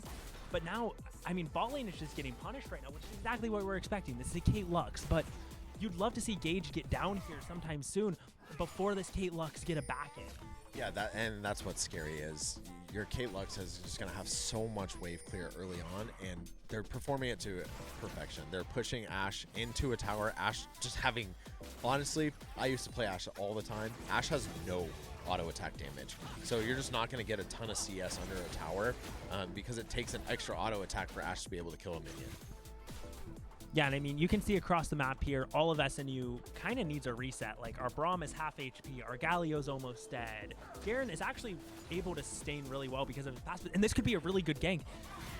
Oh, and he doesn't flash early enough. I think we might be able to kill here with an Ignite. Yeah, and that should be a kill. Yep. You know what's crazy is if you look at the chat, Banjo Milford says, Gage will be clearing jungle in record time, trust. As soon as she says that, Gage cleared jungle, went top. Yeah, that is a phenomenal call, and I mean, that's just such a good play. Gage has now gotten 3 flashes, all from different lanes. This is not something you usually see. That's honestly usually thought to be a pretty greedy play. Like, you usually want to capitalize on the no flash lanes once you blow them, but he's doing great. Yeah, crazy that we went to the one lane that had flash and then got the kill. Like, it just works so well. I mean, I like now Gage is heading back into the bot lane. Hopefully he's able to capitalize. This Kate flash is only gone for another probably 30 seconds here, so I'd love to see Gage try and get something really quick just before that's gone, especially since Like, even if we trade Braum for Kate, that's so worth it. What's really unfortunate there is Gage is set up in the bottom lane, was ready for a gank. ECU's Ivern went to and hit the vision and saw Gage in the bottom lane, so ECU kind of just pulled back really quickly and is now going to take their first back. And so if you're Ash here, you have to take advantage of that. Yeah, and I mean, this is a really important part of the game because the first drag is up, and it's an Infernal Drake. Both teams are going to love Infernal Drake because you need that extra damage for both comps. Bot lane ECU did not back, faked to back, and so SNU thought it was a good time to back, but only the support got the back off. So now SNU is in a lane 1v2. Gage is going to try to sneak the dragon, though, and before ECU Ivern is on top side. He's going to do the same thing. Yeah, and I mean, this is one of the reasons why Vi is so good. You're able to solo that drag so early with your dented blows and your E2. Like, this is a great call out from Gage, but he is getting counter jungled by the Ivern. So I'd love to see him maybe get a deep ward into that bot side, or maybe try and go into mid on the Swain reset, something like that, because the Ivern is just going to completely bleed the top side dry. Yeah, I was just say, if you're SNU here, you cannot let this Ivern not only counter jungle you, but get all 3 Void Grubs for free. But it doesn't look like any SNU members are going to move into Void Grubs, and they're going to play the same spot that they played the first game and just give it for free, but take the free dragon. Yeah, and I mean, it looks like Gage is just doing his thing. He's moving up to top side. Lux has actually moved out of bot, which is actually a really good timing for SNU because SNU is going to be able to get so much prio on bot. But the problem is this is now coming to fruition where Kaden has to get a base in. And now the Caitlyn just going to get to free farm for another minute in of time where you would have loved to pressure her and zone her off a turret or something. If I'm Caitlyn there, I would have loved to freeze the lane just outside of her turret range. Fortunately, she did not, and to be honest, not to throw shade or anything, but that's just being Silver. Yep. You don't realize that. So Caitlyn just trying to shove a wave, which honestly is going to just lose her the lane because at some point she's going to have to back without a Lux. And I'm actually really confused. Caitlyn is itemizing into lethality. That might be a collector first item. I don't love that, to be honest, especially in this game. Like, as Caitlyn, you're wanting attack speed. You're wanting to build that like on-hit classic 80 carry style. ECU just kind of going all in on their first buys. We see 2 rings coming out, and for those of you who don't know, your ring gets stronger the more you get kills. Well, if you're SNU, you see that, and you're just going to try to play it a little bit slower as we see a huge fight in the top lane. Oh, and this could be a really good kill. I mean, as much as SNU might be a bot-centric team, we sure play like we are playing through our top laner. Derek's our diamond today. Yeah, this is, I mean, it's good stuff, right? Gage is capitalizing on the Alawi with no flash. Alawi is getting flash in another 30 to 40 seconds, but Gage just capitalizes so well on it, and it's getting this Garen ahead. Absolutely. And if we look here, we were able to see both. I'm really kind of shocked to look at this and see that Gage has stayed up in money. He's been counter jungled a lot, but is able to, again, take the early dragon and able to just make sure that he has map control away from the ECU jungler. Yeah, and I mean, you're not that afraid of the Ivern getting super far ahead because Ivern is, this could be a really good, but we missed the Q from Braum, and this could be really bad. But it's a great Braum R, and their Caitlyn is just R-ing in the middle of the lane? I mean, again, that's Silver. SNU's kill potential there was the 2 skill shots that we missed. Yeah. But we're still able to get the kill off of a Caitlyn, and not only that, you got the heal off of the Lux and the flash off the Caitlyn. If I'm Gage, in 2 minutes, I'm immediately turning back around and going straight to bot. Yeah, I mean, Gage is just running this game. ECU doesn't know what they're doing. He has them dizzy and confused. They have no idea what is happening. This Vi is just being so active, and I mean, as much as the Ivern is getting ahead and farming up, the Ivern is a low econ champ. He doesn't need as much. Yeah, Ivern trying to do something against 2 low health bot lanes from SNU, but I mean, you're Ivern. You can't really just jump in and burst them down in mid lane. We're getting a huge gank. Yeah. I don't know if they have the damage to kill him without an ignite or something, but it's still blowing that Swainar is really good. And Gage with a great knockback, keeping his Galio safe, but it looks like Gage might have to flash, and he does. Yeah, SNU having to blow 2 flashes there. It was a good gank, though. I mean, and that's what you want to see. You have Swain with very, very little mana, And Gage has the potential on his main character champion, and Vi, her Q can just get around the map so quickly. He was able to Q over the wall and just surprise Swain there. But unfortunately, Ivern was still on the bottom side and was able to come help out. Yeah, and I mean, honestly, it seems like mid lane you might just want to leave it alone if you're SNU. You don't have the damage to kill the Swain with Galio, with Vi, especially if he has R. It might just be best to stay away and leave those alone and keep trying to accelerate this Garen and this Ashe into the game. Because as much as Garen has 2 kills, he's down 17 farm. And generally what we think of is 15 CS lead is about a kill. And Gage actually going for just an initial kill. This Alawi has flash, but it looks like they're just going to be able to kill him just like that. Wow. That is another great gank from Gage, but you have to be wondering what this Alawi is doing, just tanking it. He had flash, he had all of the ways to outplay, but he just didn't use his buttons. And I mean, that is a perfectly timed kill top lane, because now you have Void Grubs back up. And again, like we talked about last game, if you're SNU, the last thing that you can do is give all 6 Void Grubs to ECU. And so they're going to try to make a play Galio here. has R though. Galio can rotate to this. He can, and he's going to try to get out. He was very low from the team fight, getting caught by the pull from Swain and falling. And unfortunately, that was a massive bounty to go to Swain. Yeah, that is a massive bounty, and it's also a huge tempo loss for SNU. SNU is just going, Vi's backing now. Galio has just come back, so it's kind of an awkward time for him.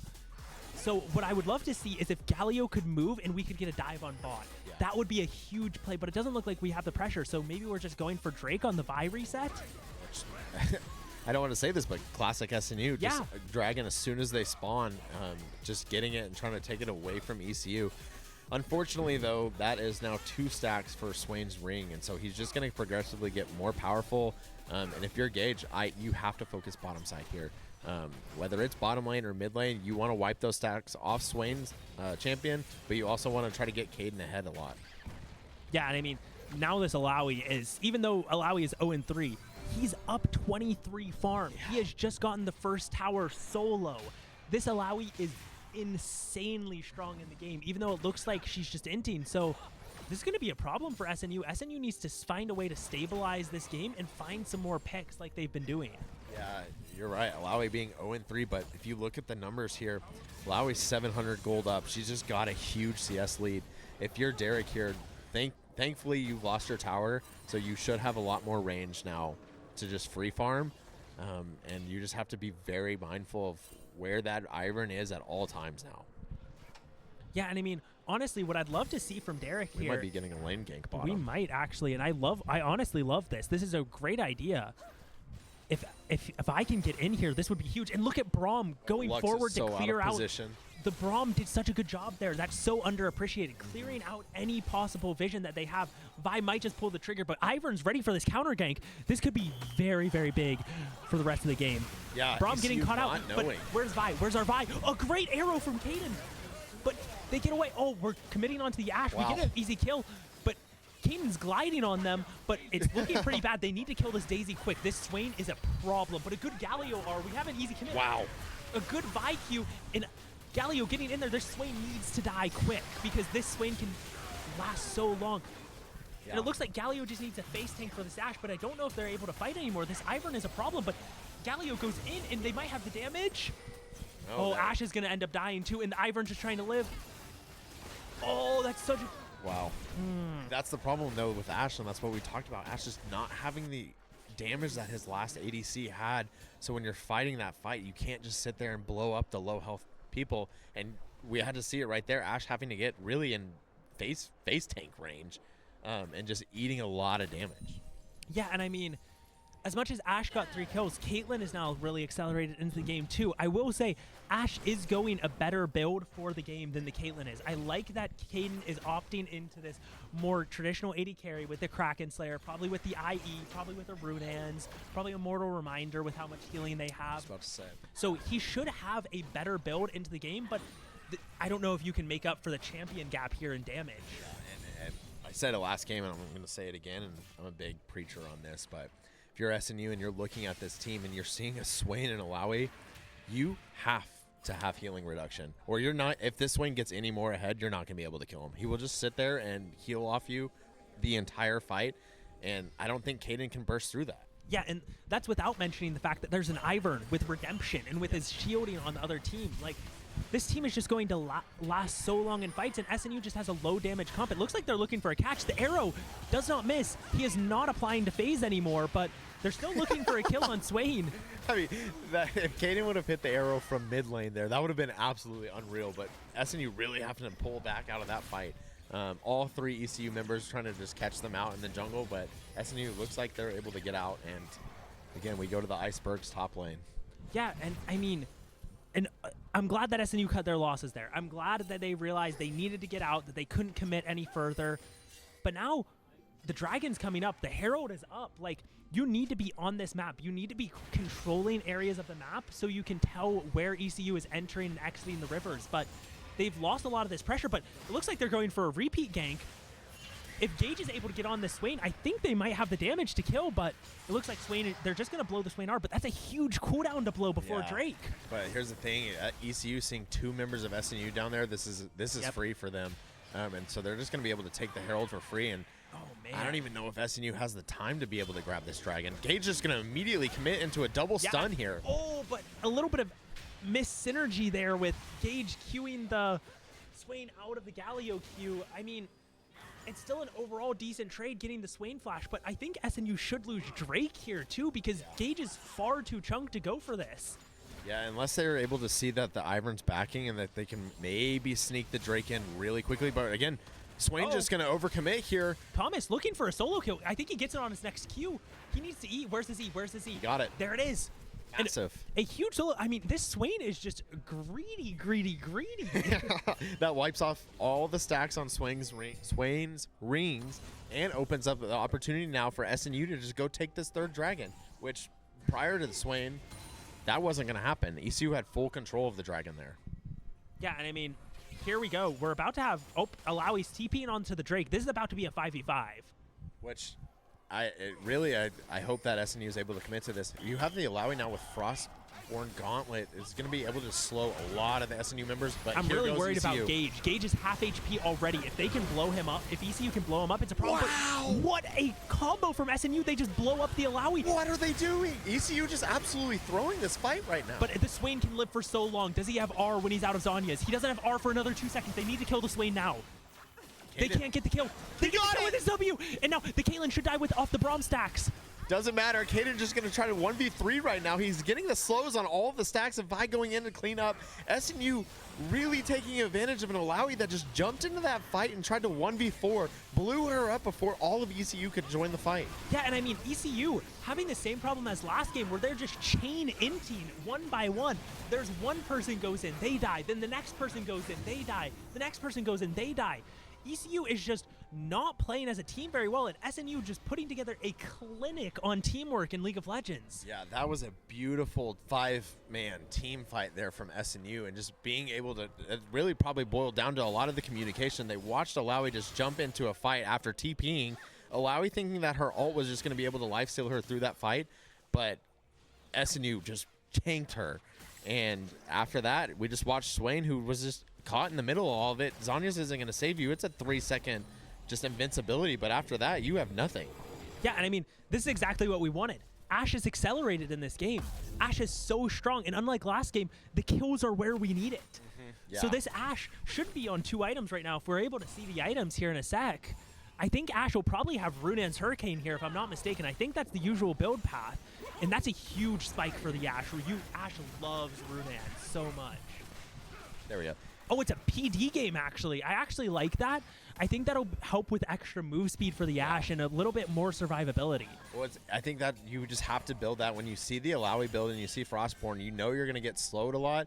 But if you get more auto attacks out, if you get more on-hit effects onto ECU's team, SNU is able to just counter that and just able to play as a team fight, knowing that all of ECU is just going to be slowed. Yeah, and I love what I'm seeing. Garen and Galio already opting into some grievous wounds, limiting that Swain healing, that Alawi healing, that Ivern healing. I still think Caden should probably get an Executioner's here. I think he should just buy an Executioner's and then go for IE.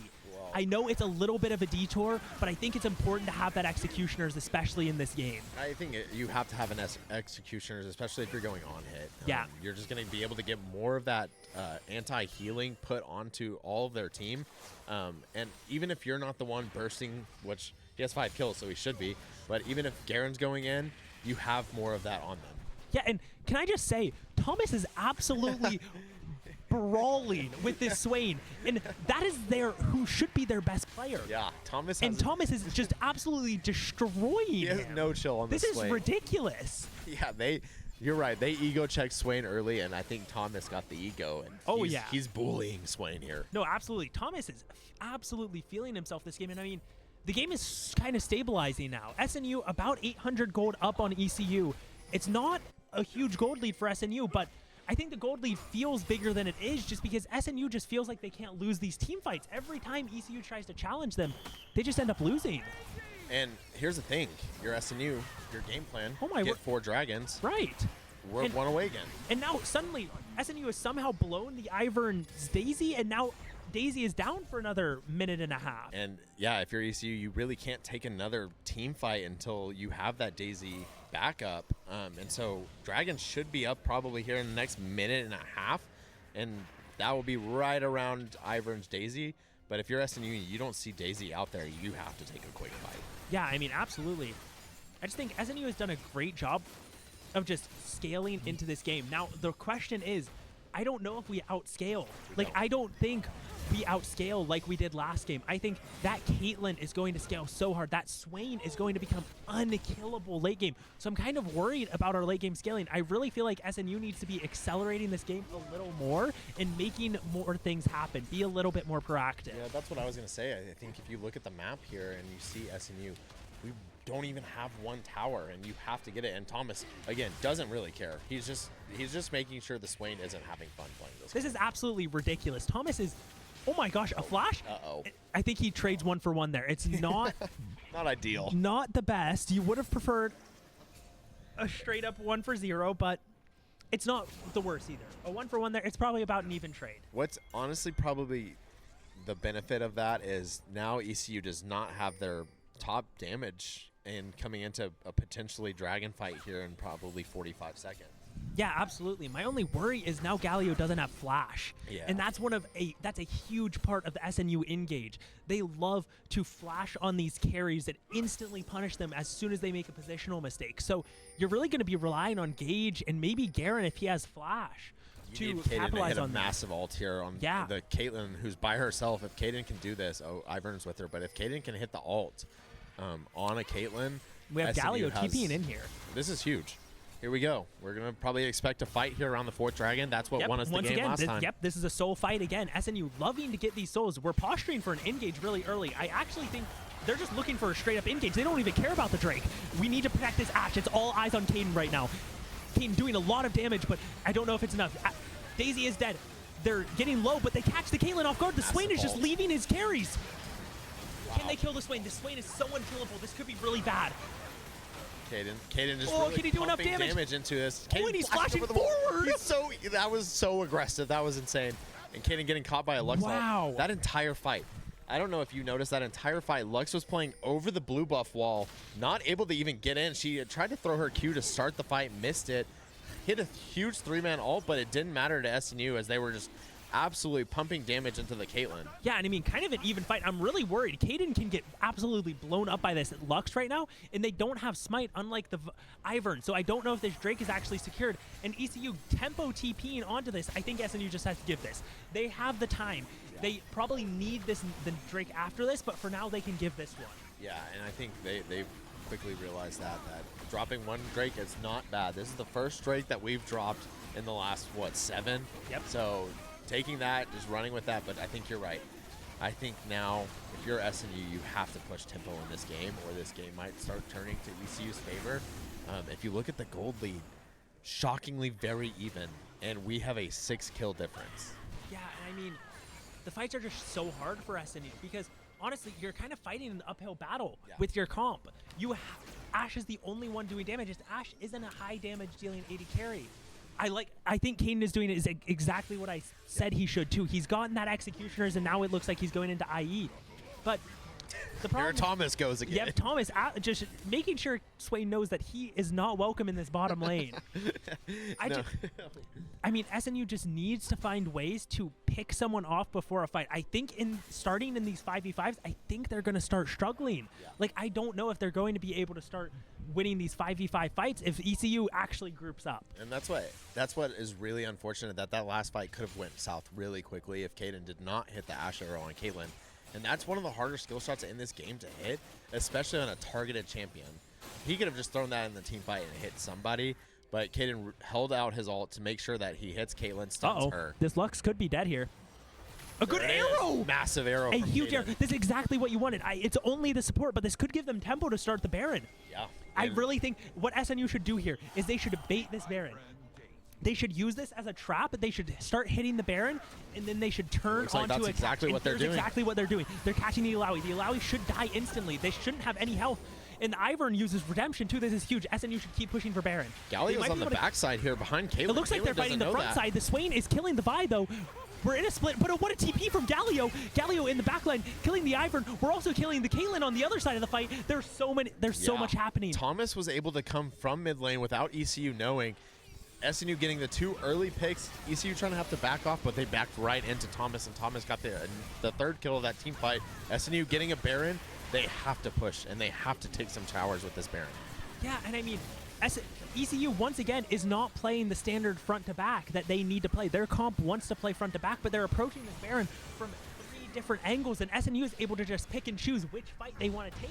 Yeah, and that's been the whole MO for ECU. Both the games is they're just kind of really fighting a one-man battle this whole game. And I think if they ever found out how to team fight correctly, that is bad news for SNU. Yeah. But right now, just take advantage of what they're giving you.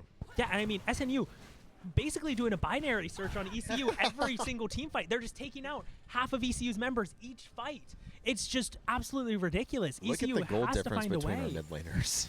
Yeah, the mid lane gold difference is insane, and it's crazy because it feels like Galio wins in the side too. 100%, yeah. But then you look at the top lane goal difference, and you have Garen up 2K. And so that's massive. You have Caden up 2K. You have to take advantage of this, and you have to use Baron, and you have to get towers here, or this Caitlyn is going to start coming online. She's a late game champion, and everybody knows it and knows how strong she gets as the game goes on. And if you're SNU, you really don't have that, but you're strong right now, and so you need to just take advantage of that and take team fights. Yeah, I would actually love to see SNU prioritize the top lane a little bit here because I want us to start prepping that 4th Drake. I want us to get Soul, and I need them to start prepping that top wave. I wish we had gotten that tier 2 tower in top because that would provide so much pressure for us, and that would almost force them to have to TP down to the Drake. But it looks like Garen, it looks like we're catching Illaoi. Illaoi a little lost on the map, 0-7. doesn't know what they're doing. Now we're getting the bottom tier 2. This is a great opportunity for SNU, and I mean, yeah, this Illaoi is not having a good game. Unfortunately worth less gold than a minion at this point, Yeah. but gives the opportunity for SNU to get the tier 2 tower. But you're absolutely right. Unfortunately, Garen doesn't have TP to be able to go top lane and clear the waves and get the tier 2 to put pressure on the dragon by taking the ignite, but the ignite has worked out for him. He's 8-2, so I can't say anything to him. Yeah, and I mean, SNU slowly getting some deep wards into their jungle. I think I would have liked to see a few more control wards bought, get those in some key places. I wish we had a control ward in the pit right now to clear out any ECU vision, but SNU doesn't really need to reset, so they're able to stay on the map and stay relevant. And it looks like the Swain looking for an engage. This is not good for ECU. That's a huge cooldown blown, and we have Dragon spawning in less than a minute. Yeah, and you have bot lane pushing up to the base tower, which is kind of scary. SNU trying to put a lot of pressure here on the mid, but again, this is where if your macro play is great, you have the top lane pushing, you have the bot lane pushing, you have the mid lane pushing, you have a free dragon at that point. Unfortunately, our top lane was so pushed into our base, and ECU is just really trying to harass here. SNU can't take a lot of damage before heading into this 4th dragon. Yeah, luckily, Caden actually, instead of opting into a Infinity Edge, has gone for a Bloodthirster instead, feeling like he needs the extra sustain, but this is not good for Caden. Caden getting caught out, but they use a lot there to try to kill him. So they now use TP too. It's going to be a straight up 5v5. This is going to be a fight that determines whether we win or lose the game. This is not good. Braum, we're having to Galio Braum. This is not a good start to the fight for SNU. SNU should look to evacuate this fight. This is not going to be great for us. Kaden in the back line just trying to pump damage out, but Yeah, but look, Caden's going to struggle so much. Our front line is so hurt. I don't know if we're going to be able to get through. And Caden, 0 HP, he needs to live, but he doesn't. They catch him out. And that's a really bad swing for SNU. yeah, it was a tough early start to that fight. Kaden getting caught by the Swain pool. Again, like you said, Is Gage going to try to steal this? If he can steal this, this would be huge. Oh, no. Oh. You know, it was the thought that counts. It was the thought that counts. Wow. That was very unfortunate. I mean, listen, that is a great idea, and honestly, that's a good play. Like, I think 100 times out of 100, Gage would choose to do that exact play again, because if you get that soul, that is completely game-changing. Yeah, unfortunately, now the ECU is able to take advantage of that and push 2 towers, and this is kind of the downfall of putting this game into 30 minutes now. Caitlyn is now back in this game, especially after that fight, and so ECU just able to just clear waves, clear towers, and now SNU kind of having to play from behind. Yeah, and you really feel like that last drag fight shouldn't have had to been a 5v5. ECU did not lose anything for TPing down, and it just feels like kind of a mismanagement of waves by SNU. We should have had that top lane stacked now. Look at the wave now. That's what we wanted it to be like a minute and a half ago when we were fighting that Drake, so ECU could lose something on the other side of the map or be forced to choose between 2 different things. Well, but it just felt like too easy of a now decision. is you have Swain. Our top side has built up so many minions. Swain is about to go get probably 500 gold. Yeah. Yeah, and I mean, this Swain is about to be unleashed. Like, Swain is starting to reach the stage of just being completely unkillable for SNU as long as he has ult. Even with grievous wounds, I don't know if we're going to be able to get through, but this could be a good catch. But I don't know if Swain's the one you're wanting to go on. That's what you see Swain If you can get alone. out here, that's a great blast cone from Thomas. I love that because now you can outlast a Swain ult, and now he doesn't have ult. So if you want to look for an angle on him, you have probably 40, 50 seconds. What's unfortunate, though, is you have your Garen bot lane, and your Garen has all your kills. Yeah. And he needs to be in the team fights, and he doesn't have TP, so he's kind of just stuck. Derek's just stuck down bot lane, maybe harassing an Alawi, but he's not really doing anything for SNU here.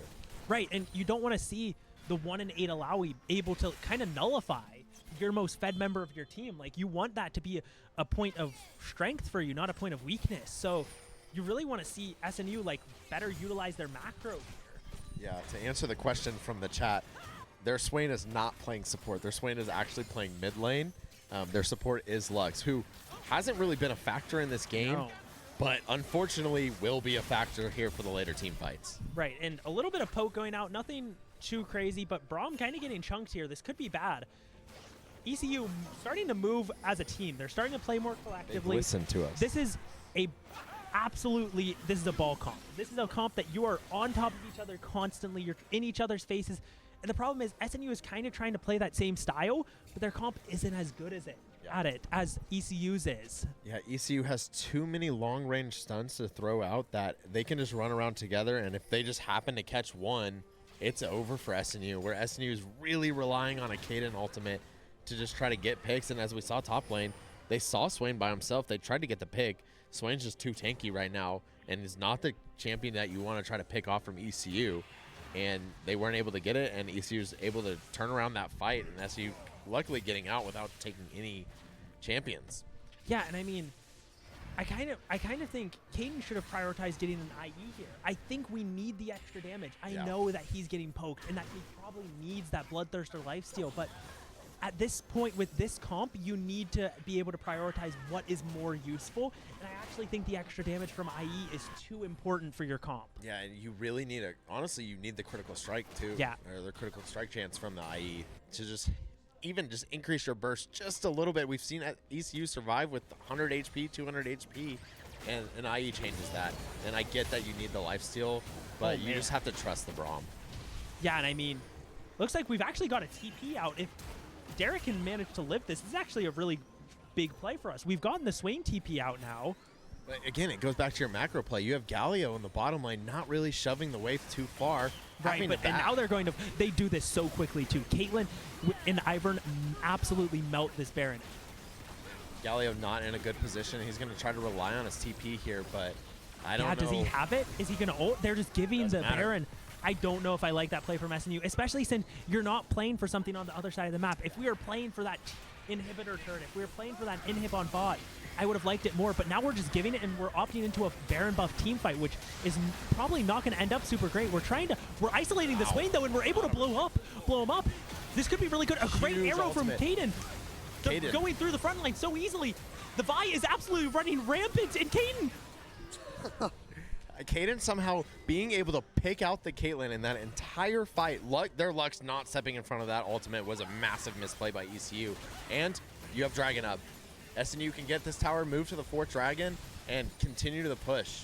Yeah, I mean, it feels like SNU is defying all odds. The fights that you go, no, don't take that. This is a bad fight.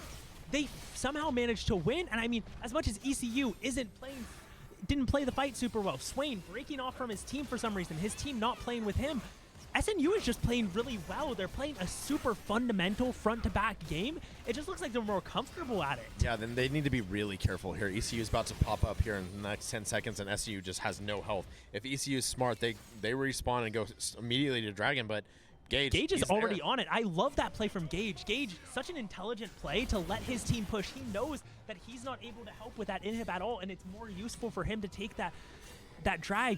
He's now, this might be overstaying your welcome a little bit, but if he's able to cheat this Gromp too, that's a huge win for SNU. Yeah, SNU able to take the fight, take the 4th Dragon. They really needed that, and Gage getting out with the Gromp is massive. And he does overstay his welcome right here. I don't know if he's going to get punished for it, but this is very greedy from Gage. Yeah, but I mean, I would love to see Gage start to reset on the map so he can buy, because I'm sure he's sitting on a lot of gold, and I really want to see SNU start to use this this soul advantage now, because at this point, you're just waiting for the Baron or the Elder to spawn, and I don't think SNU wants another fight. I think we're wanting another pick, and an arrow goes a bit awry here, and this is not the greatest look for SNU, and Gage still hasn't reset, and he's sitting on 1,500 gold. Yeah, honestly, though, if you're SNU, Ivern also hasn't reset. Ivern has to reset here in a second, and you have to start pushing this top side. You have to get more control on this top side of the map, especially knowing Baron's going to come up here in a second. You want to open up the map a little bit more by taking down that tier 2. You have mid inhib taken from ECU, so you have super minions coming down the mid lane. It's just going to be constantly pushing. You need to start taking more control of this top side. Yeah, absolutely. And I mean, SNU looking like they're playing like a 2-2-1. I really wish that we would have Vi stay in mid so we could run a 1-3-1, something simple like that, or if we could just run down a lane. Like, I wish we would choose a specific vision for what we want to do macro-wise, but it seems like we're just kind of all over the place right now. Yeah, if I'm Duncan here, I'm giving up bottom lane. Swain's not going to be able to do much. He can take the tier 1. At this point, it doesn't really matter. But if you see Swain push up to your tier 1, that gives you such a good opportunity if you're Kaden. Arrow somebody and take the 4v5 quickly. Yeah, I mean, the game is just kind of stabilizing out here, and that's not what you want as SNU. You do not want to let ECU back into this game. You want to make sure that you are putting your foot on their neck and making sure you're winning this game quickly. Absolutely, and we have a pick here. We may got an early pick. Didn't probably see the Alawi, but it doesn't matter. This is a huge pick. The Ivern is really the main important kill here, and Swain is TPing up here, but I don't know what he's defending. Yeah, he's too late. SNU able to take 2 very early kills. Probably going to just try to get out, let the super minions push mid a little bit, and take advantage of, right now, the 5v3, and just take control back of this map. Yeah, this is a huge. I would love to see Derek stay top, and I'd love to see Galio go bot. We can have a super good 1-3-1. We have waves in every single lane. We keep 3 in mid to keep them locked into their base, and then we slowly get these inhib turrets on top and bot. Derek must have heard us. He's staying top. He's able to get that tier 2. Again, that opens the map completely for SNU. SNU is able to go anywhere now and have the vision of the whole map. Yeah, and SNU trying to prioritize this top tier 1. They're still not going bot, which I think is kind of a mistake. You would have liked to see them go bot and try to add some more pressure, but it seems like they're just playing for the next Baron spawn or maybe even Elder. Yeah, I honestly, you should, next Baron spawn, you should have Kaden full build. It maybe. Yeah. Oh, yeah, he should. Yeah. He should have IE. Build. He should have IE on back. He has enough. Garen also may be full build next. He's got 2K sitting in his bank. So 2 almost full build champions coming into potentially one of your last fights of the game. Honestly, it should be one of your last fights of the game. Both teams have open inhibs. SNU's already taken, or luckily taken one of their inhibs down.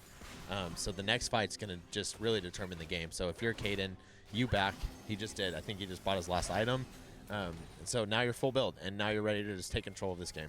Yeah, and I mean, SNU needs to make sure that they always have these waves. These wave states right now are perfect for SNU. You always want to make sure you have waves shoving into them so that even if you lose a fight, you have one last life. Because if SNU doesn't clear an ECU wave, ECU could just win the game off of one fight win. Gage is backing here. He's trying to get his last item in before Baron, but SNU making sure that ECU has no vision of this Baron pit. Trying to clear the whole top side, but you're exactly right, Zane. ECU, if they commit fully top side right now, they have a whole wave. SNU has a whole wave bottom side that's going to just take, and they're pinging it like crazy. They know, and they're going to have to start splitting resources here, which gives SNU the chance to just clear the whole top side out of wards. ECU will have no vision coming into this next fight. Yeah, and Rudy, thank you for pointing that out. Yeah, Ashe is the first full build champ in the game, so Ashe is exactly where we want her. But the question is, can she get through this ECU front line of Swain, Alawi, and Ivern even before that they get through the SNU front line? Yeah, and ECU just really trying to get an early pick here. Alawi taking care of the bottom lane wave state, knowing that she has TP. But if you're SNU... Looks like they're playing for a trap, actually, but they've kind of given up mid-wave, which they need prio on. I think they need to choose to do Baron now because Elder's spawning soon, and if so, you're going to just flip Elder, and that's not going to be a good play. Like, you'd prefer the Elder.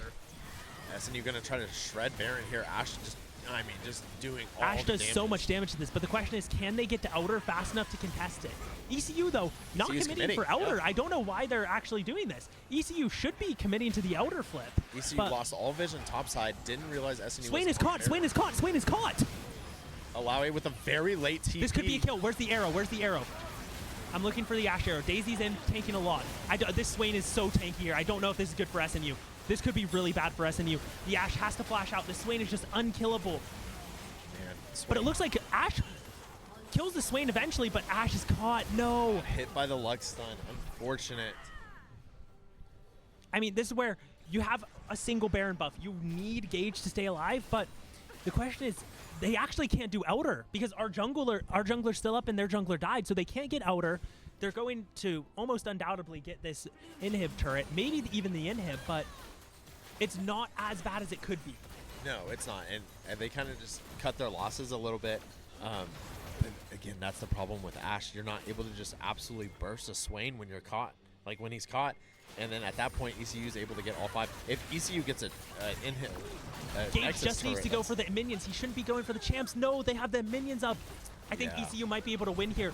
Our death timers are still 5 seconds on Garen. I think they win. No, that's a tragic end to the game for SNU. Well, that's what we're talking about, Zane. If you're SNU, you have to end that game earlier than 42 minutes. As you see, this Caitlyn's able to just do so much damage with her headshot that you just can't do anything about that. And you have an Ashe who's just not going to be able to pump that same amount of damage back in, no matter how fed she is. Yeah, I mean, it just felt like a race against time for SNU. It felt like these guys are just scaling so hard. This Swain is going to end up being unkillable no matter how many grievous wounds you have. It's just, you feel like SNU needed to be a little bit more decisive in key moments and play their macro a little bit better to be able to beat this ECU team that game. Yeah, if SNU, I think, maybe is able to squeak out of that Baron pit a little bit, then they can look towards an Elder. And if they had both, I think they both win that game. But SNU not able to get Baron and get out with all their lives, and ECU capitalized on that. Yeah, and I mean, yeah, SNU's going to wish they had that one back. Do you feel like they played better? Yeah, they just got outdrafted. They did, and that's kind of why I want Caden to really kind of focus more on an ADC and one of those top 3 picks. I think maybe he is comfortable on an Ashe. Yeah, that's awesome. But if you're going to play a comp that's really focused around him, you have to play an ADC that does damage. And you have to play someone that's going to blow up a Swain who is going to try to sit there and lifesteal the whole time. Right, and I mean, honestly, like, Caden is our guy. Yeah. We want to put all the balls in his court. We want him to have the agency in the game. We want him to be able to prove that he is going to carry these games, and I just feel like Ashe isn't the pick. It's not, and it's just really unfortunate. But again, when you get down to, what, 3-4 ADCs left because they're all banned out. Right. I mean, maybe you feel a little bit more comfortable. I think this next game, if he drops the bottom 2 picks again, I think we're going to see an MF. I mean, honestly, what I would love to see a Jinx from him. ECU has been consistently banning the Jinx on 4-5. Yeah. So I would love to see a Jinx go on like our third pick here. I think that would be such a good pick for the way we play, the way we want to play front to back, and that would give Caden so much power in those late game team fights. It provides so much utility for the SNU team too. Like as you saw that last game where we're relying on Caden to provide the utility with his ultimate, that's just one skill. And a Jinx is going to come in and has multiple skills to provide a utility, provide a stun, provide a slow. And I think if SNU stays with the same comp and stays with the same mindset of really what we were saying last game, protect the president, right? Then that's what you need to look for. You need to look for a Jinx that has not only a ton of damage, but also a lot of ability to stun and slow. Yeah, absolutely. And yeah, we'll just see what happens in the next game. We're going to take a few minutes of break. We're going to come back to you when draft's on the way. See you guys in a bit.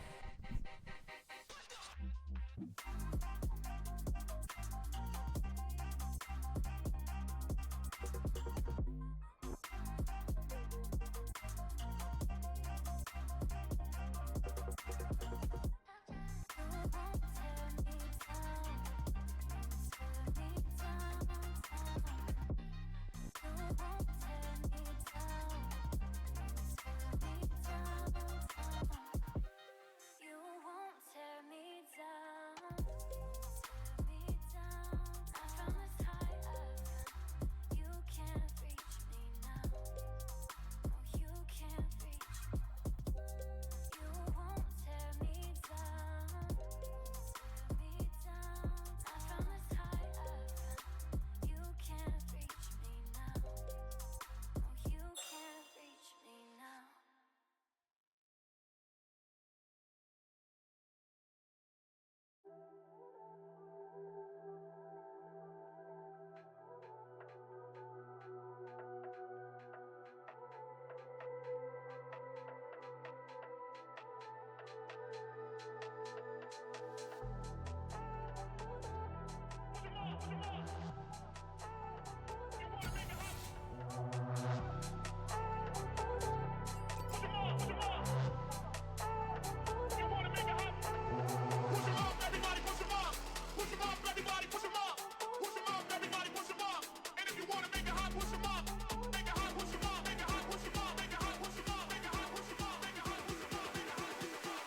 And you know I ain't going nowhere.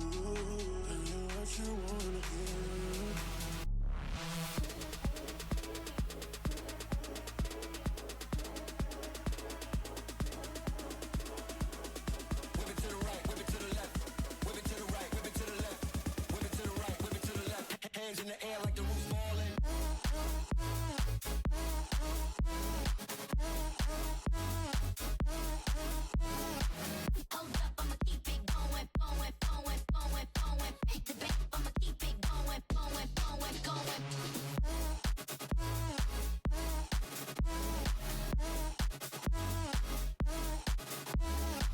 to back, I'ma keep it going, going, going, going, going. Back to back, I'ma keep it going, going, going, going, going.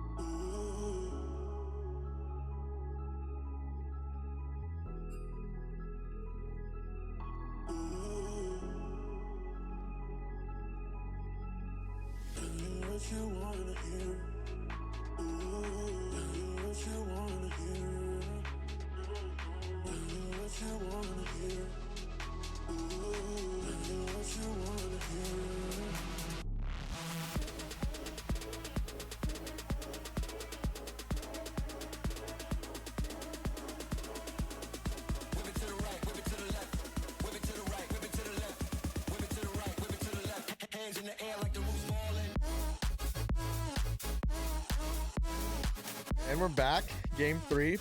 Nothing's changed in the pick bans. We have the same. There's a ban of Galio. That's what we needed to see. Galio. I mean, Thomas is really just wrecking shop with the Galio. ECU taking notice and banning it. SNU didn't change a single thing. Yeah, no, SNU staying true to what they believe at the very least. Board ban from ECU. Okay, so less ADs banned here. I actually think this might be the game to let AD go to 4-5 Yeah, if you're 100%. SNU. I think if you're ECU, your next two obviously are going to be ADC bans. I would assume a Kaisa ban coming out, and who would you say the other ban would be? I mean, Kaisa, Kog'Maw? maybe. They've loved to ban that Kog'Maw, but they have to choose between Kog'Maw and Jinx. They can't get rid of all of his hyper carries. Yeah, and that opens the door for Caden to take advantage of that. Hey, Austin, I just have something to say. Okay, You know what I want to see out of the boys? a win? Is well, yes, Austin. Oh, okay, yeah. As a me matter too, of me too, fact, me I too. would love to see a win and even another one, which would then make it. There it is, a Kog'Maw. Hold on. All right. Caden taking advantage of the no Kog'Maw ban, not going to even let it go to the 4 or 5 ban and just picking it. That's massive for SNU. That is one of Caden's hyper carry champions, and this is when you focus really hard on bot lane. Yeah, let's go, dude. Whatever the freak that means. But 100%. yeah, let's freaking go. But what I want to see from the boys is show, I don't know, maybe just, hey, we're just going to Tony. show Lando Bando how to freaking raise a trophy here today. Because Oh, how to not choke in the how to finals. not choke Yeah. in the finals. I hope he's watching so he can hear you say that. Oh, I certainly hope so too. But you know, the boys, just like, oh, trophy time, all right? And I want them to bring home a ring, bring home the chip, and be the Time first out. one ever. A new pick. We have a Lysandra, so a very, I mean, again, controlled In the mage. same vein as Galio, really, like you're playing a more tanky bruiser. I mean, not nearly as tanky as Galio, let's be honest, but still like in the same vein of like mid-range mage. SNU shifting it up a little bit. I think they might have been listening to us. This feels like a more balanced comp, and I'm really liking that. Now the question is, does Gage's champion pool go deep enough to be able to be picked on 4-5? Because it looks like ECU. They're playing double Enchanter thing. and Dr. Mundo. I mean, once again, this is another Grievous game instantly. Like, I What- don't even. They should probably just first pick it to be first buy it. To be honest. Do you think the Volibear is going top lane for us or going jungle? Oh, that's actually a great point. I forgot that we play Volibear jungle a lot. I actually Gage do does think love that's a Volibear jungle. yeah. So I guess we're really looking at what we pick top Oh. into Mundo. A Vayne ban We're is banning Vayne. his very interesting. I mean, to be fair, they do need to ban hyper carries because with double enchanter, it looks like they're gearing up for a hyper carry. I don't know. Maybe I'm wrong here. I think you let it settle. You know their bottom lane is silver. You know their mid lane hyper carried their last game. Ban their mid lane out. Yeah. I mean, I actually don't know what ECU is doing here because I don't think Duncan actually plays enchanters. I don't either. So I think this is actually like a misread by ECU. I think they should have been banning things like more engaged champs, even though Kog'Maw, yes, is traditionally paired with enchanters. I just don't think that's something our team plays well. So I'm not really sure what ECU is doing here. I'm wondering what SNU is going to ban. I'd love to see another AD ban. Yeah. A Smolder ban, that's both a mid and AD. I think I saw their mid laner has been playing that too. That's honestly a really good coverage ban. The Smolder can be a problem later into the game, especially with double enchanters. But there you have the Twitch. Not surprising at all. Yeah, no, I think if you're ECU, though, you kind of misplayed this draft a little bit. Derek has yet to pick a champion, and Derek doesn't have a deep champion pool. Nope. And you instead target Duncan, who I think doesn't play either of those supports, and there it is. Yep. Derek's going to get his best champion again. I mean, we're going to play an engaged champion as support, no questions asked, but I'm not entirely sure what ECU's plan with this draft is because you really don't want to pick double enchanter because your damage is so low and because enchanters love to build the same items and those passives don't stack on multiple people. Like this Lulu and this Ivern probably are both going to build Ardent Sensor or Staff of Flowing Water, and those don't stack. Right. So and, yeah, I think if you're ECU, leaving Caden open and then trying to target our support ban. Sure, you got your Swain. Your Swain did well last game, but it's not going to have the same benefit as it did last game. You're going to come into this game looking very different. A Kog'Maw who can just now blow you up, and a Lissandra who can just take you out of a fight. Yeah, I'm going to be honest. Like, this is the first draft this series where I feel like SNU has just comprehensively outdrafted ECU. Like, this looks like a massive draft gap in every single lane. Like, I don't know what Mundo does into a Garen, into a Volibear, into a Maokai. Swain is going to get absolutely destroyed by this Kog'Maw. This Lissandra can stop him from moving anytime he wants. Like, this is just... SNU has all the buttons. They have all the tools. They have everything they need. Yeah, I don't... to take that even further, I don't know what Mundo does outside of top lane. I don't know what he does in a team fight besides just be another body with a lot of health. Because you now have a Kog'Maw who... unlike Ashe, can just absolutely shred damage out. And so ECU just kind of leaving Caden up to really do whatever he wants may just cost them here. Yeah, and I'm going to be honest. I love when our team plays Maokai. I think that Maokai suits them so well because, I mean, frankly, the champion is just broken by design. Yeah. You have so many buttons that you can click that just instantly lock onto people and that CC them. You have everything you could ever need from a champion. I think Maokai is just so good, especially in games like this where even though they're not going to clump up as much as they have in the past, that Maokai is going to be able to split up these people and the Kog'Maw is just going to remain untouched the whole game. Well, and that's, if you're SNU, that's kind of what you're hoping for, is just a very heavy, more heavy engaged comp. And if you're ECU, you don't really have a lot of disengage here. You're kind of also in the heavy engage, but you're losing that battle. Yeah, and I mean, it's still just, it's perplexing what ECU's done here. I think ECU had a good game plan the last game. Like, I don't know why they've gone with a Lulu and a Maokai.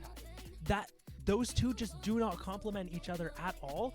And then you have a Swain on top of that. You have insane amounts of magic damage on this team. So I don't know what they're going to do, honestly. What's going to be unfortunate for ECU's bottom lane here is if Volibear comes down for a gank, which, Gage, you should. I know you're not listening, but you should. But when Volibear comes down for a gank in bottom lane, Lulu has one polymorph, and she's going to have to decide whether it's use on a Maokai who's able to stun lock her or use on a Volibear who's able to get on top of her and stun lock her as well. And after that, your bot lane's open for whatever Kog'Maw can just do. Yeah, and I mean, once again, SNU is just playing the exact same every game. like, you know what you're going to expect. They're going to play front to back team fights with Garen, Volibear, and Maokai in front, CCing people, keeping them away from Kog'Maw. This Lissandra is going to be so effective at keeping people away from the Kog'Maw. If they dive, Lissandra's going to R them. Lissandra's going to W them. I would love if this Lissandra, I think Lissandra should go Comet here. I think a lot of Lissandras want to go Aftershock here, and I think in a team that's less tanky you would, but I think Comet is actually going to be so much better here. Yeah, I 100% agree. And I think, too, now that you have an ADC that has absurd range, that's going to be something that just really changes the game, too, because now you have Kog'Maw who can just stand outside of a fight and just rain down damage on the entire ECU team without really anybody on ECU able to get on top of him. Right. And I feel like I heard something about Caden playing a unique Kog'Maw. Does he only play AP Kog'Maw? He does, in fact, only play AP Kog'Maw. Hopefully, Zane, hopefully, we don't see that. Hopefully, we don't see that. But I don't know. I very much hope not. As much as AP Kog'Maw can be good, I really think this is probably the perfect game for an on-hit Kog'Maw. This would be this would be a crime to not go AT. I think Caden has been preparing for this day since we started this season and has just been having fun with AP Kog'Maw. That's what I'm assuming. And deep down, and I just know that he's not going to do that this game. Okay, if he starts a Doran's ring, we might have to hop off the cast and go beat him up. So yeah, I can just go turn his computer off. Yeah. Rudy, if you guys had a cosplay as a champ, who would it be? Wow, good question from the chat. Awesome question, Jace. Arcane. Okay. Arcane Jace. Arcane Jace. Okay. Let's see. Let's go Heimerdinger. Yeah. I'm eating, but that was awesome. Wow. Yeah, that. I also think Ziggs. I'll go with Ziggs. Zane is just saying my favorite champions right now. These are two of the best champions ever in League of Legends. Look at him. Look at the fourth picture. I think I both probably of them have together. glasses that look like that. Click that fourth picture. It's both Heimer and Ziggs together. Yeah, listen, that's me and Austin right now. Dude, that would be awesome. We'll go put on our B suits. We'll be good. Rudy, these two are my favorite champions in the game. Just so you know. Maybe not the B skins for them, because that is a little unfortunate. But the Heimer B skin's actually really cool. I don't like the Ziggs one. Yeah, Ziggs one's good. Yeah, as you can tell, we're trying to kill 2 minutes. Yeah, because we have 38 more seconds until the spectator delay is over, so I think on hit would be better. But yeah. No. The Kog'Maw, like, as a champion, is just really good into this comp, so I agree. AP should still be fine in this game, but yeah, AD would just be glorious. Like, this is too perfect of an AD game to not do. But yeah, I agree. Even if he does go AP, it should be fine, but it just gives me more worried about our damage split and whether we have enough damage to get through the Swain. Right, and especially if you're looking for a healing reduction. Right. I think that just translates better to an on-hit Kog'Maw than an AP Kog'Maw. Because I don't know, you'll have a Garen who's going to build executioners, but I don't know how much I don't know if Lissandra would build healing reduction. I think Lissandra probably builds Morelos. Okay. I think Lissandra has enough AoE, especially with her passive when she's getting kills. Like, similar to a Viego where you're wanting to get those resets constantly for Lissandra, I really feel like she should build Morelos in this game. And SNU seeming to have a pretty standard level 1 here, trying to invade the enemy try. And I don't know if ECU is... Oh my god! Do anything about that. That's huge. That is an aggressive flash, but I mean, that's perfect. It looks like SNU is just prepared so well. You will trade flash for flash with the opponent AD and your support every day of the week if you're SNU. Yeah, especially if you're a Maokai who really just doesn't honestly need flash for a little bit, just because he has the ability to just engage quickly, and an ability to disengage. So SNU really coming out on top there. Didn't do anything from last game to this game differently, and ECU didn't learn and lost again a flash bottom lane. Yeah, and I again, we're gonna keep harping on about this. I would love to see Gage start top side here. I would love for him to clear down to the bot lane, but it doesn't look like he's gonna do that. It looks like he's gonna clear up to the Garen again. He did it. He bought a Dorn's blade instead of a Dorn's ring. Okay, he's going AD. Okay, he's going AD Kog'Maw. Pretty sure that's really big. Yeah, he just wanted us to sweat it out a little bit. But no, AD Kog'Maw bot lane. Looking like they're going for a little cheese here. I don't know Our how bot lane. much ECU was gonna believe this. Yeah, but I don't know how believable. And look, Lissandra's going Comet. I think that's really good. Oh, didn't get in range for his W. That's okay. yeah, I mean that's a good start. You don't really lose anything there if you're SNU. Kog'Maw getting all 3 of those first minions. But yeah, just putting a. That's what you need if you're Duncan. You have to apply pressure on this lane, especially early on. You know Twitch doesn't have a flash. You know really they can't really do anything about it.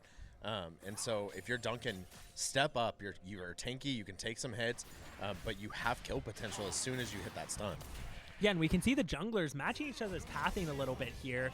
So both junglers are going to be identifying the top lane as somewhere where they want to end up, but looks like Garen's doing quite a good job, and Maokai's ended up on top of... This should be a kill on Twitch. Twitch doesn't have flash. Where's the flash from Caden?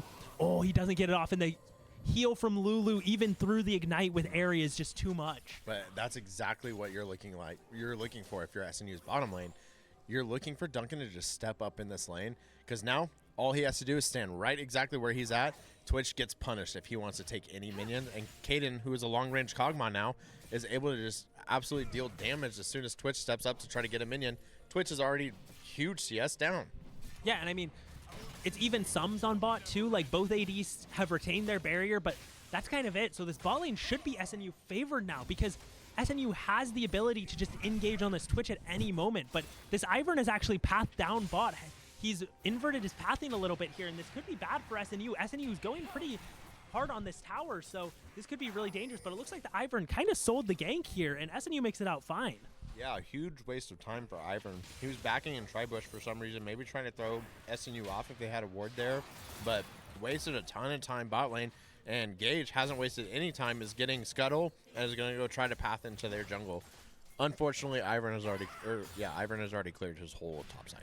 Yeah, but I mean, this could be bad, but a great dodge from Thomas, and Ivern throwing his swirly seed to Narnia, so yeah, and that's a really good. I mean, when you're Lissandra, you have the ability to get out quickly. You have the ability to go in quickly.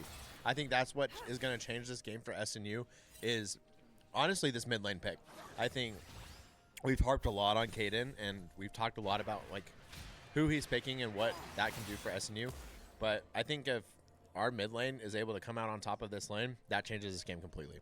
Yeah, absolutely. And especially Thomas has a little bit more agency on this Lissandra pick. Like Lissandra, as much as it doesn't do as many things as Galio, it has the higher potential for damage and just for overall influence in the game, actually. So I think if Thomas retains his form from the last couple of games, this could be dangerous. Thomas getting caught there by a Swain.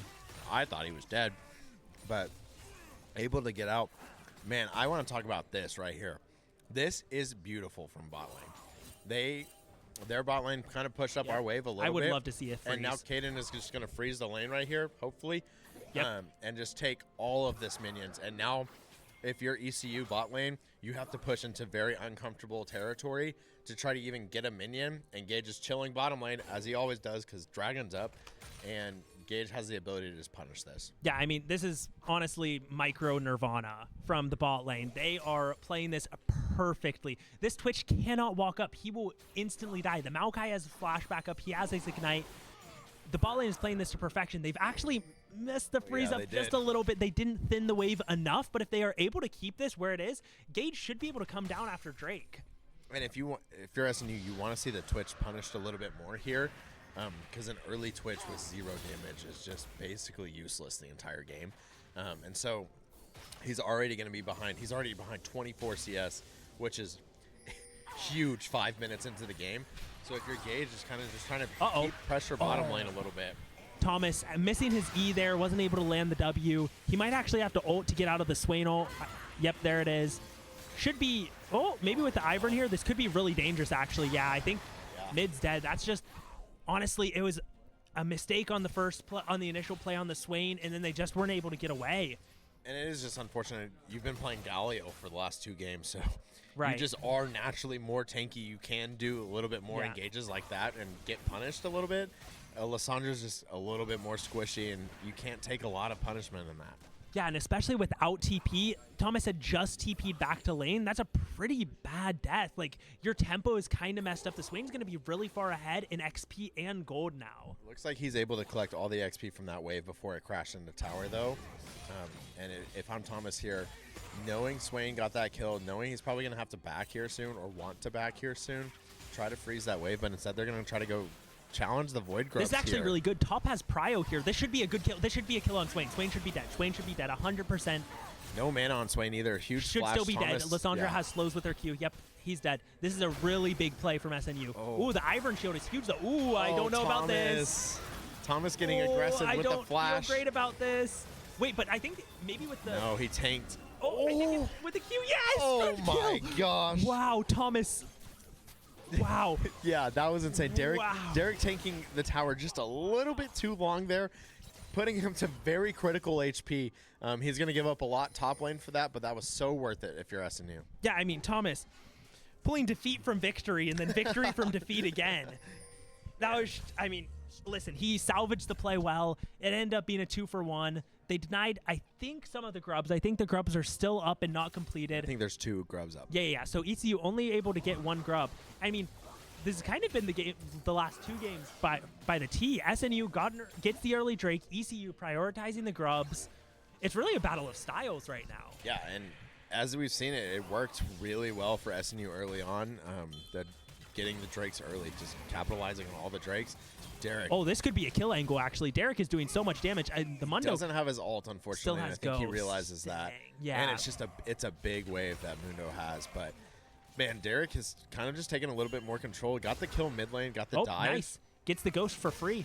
Oh, but this could be bad for Derek. Derek's going to take a chunk here. He has to dodge a cleaver. Yep, Huge. that's good.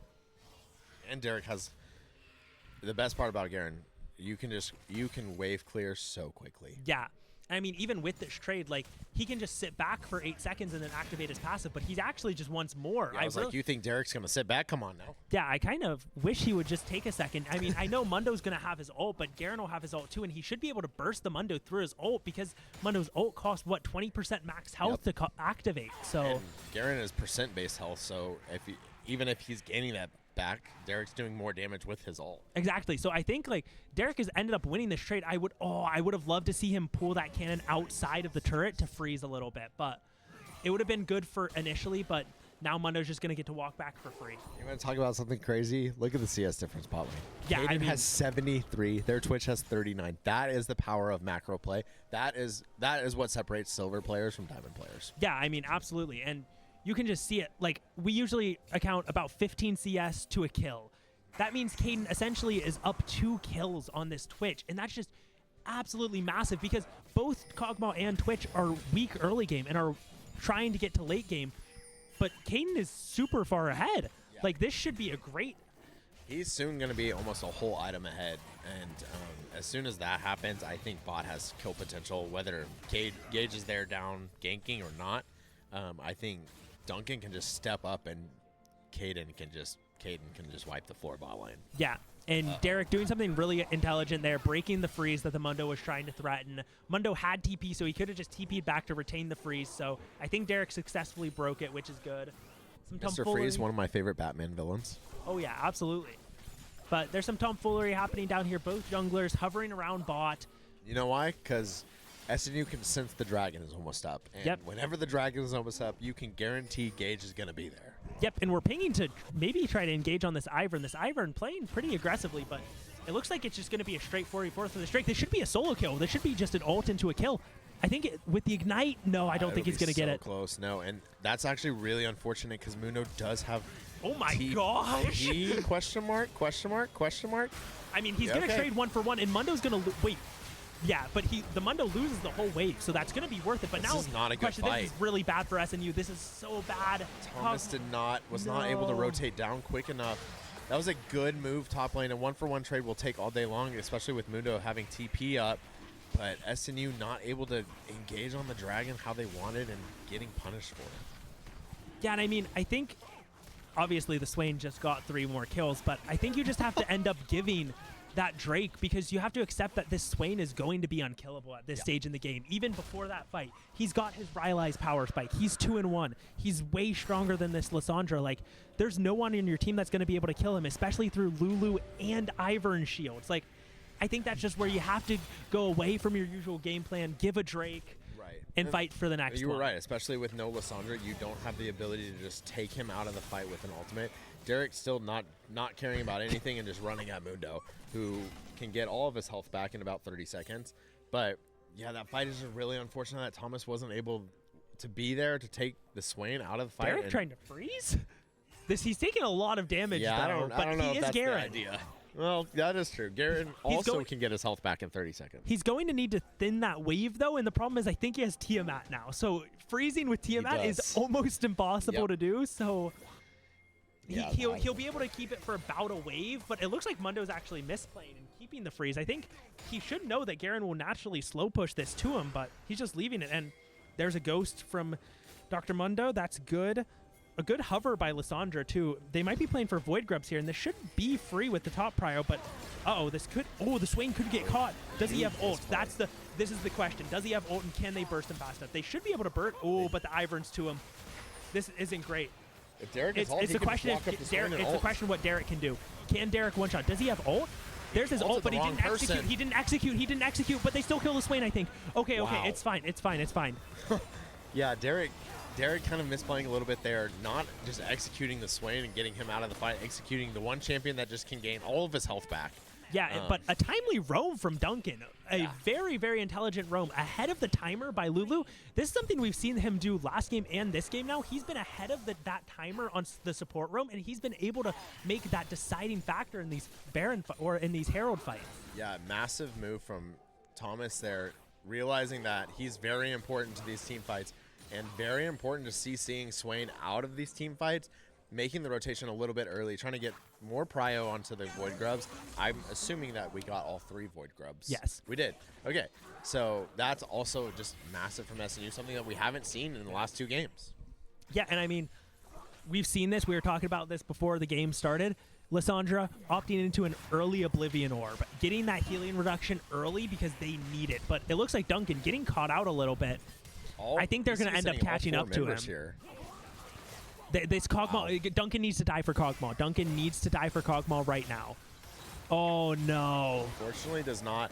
Caden doing a good job dodging the Twitch slow there, but that putting him out of position. I agree. I think Duncan has to step up there and just take the death.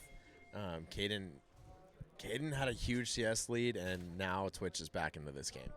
Yeah, and that really feels bad because you feel like the bot lane has done a really good job of building this lead, but you just feel like Duncan has to be the sacrificial lamb there. He has to take that death and just let his 80 carry live. Yeah, and Twitch now has 4 KP into this game, which probably boosts his gold almost equal to probably what Caden is, or past Caden at this point. But yeah, you're right. It is just going to be a battle of who can survive until middle or late game.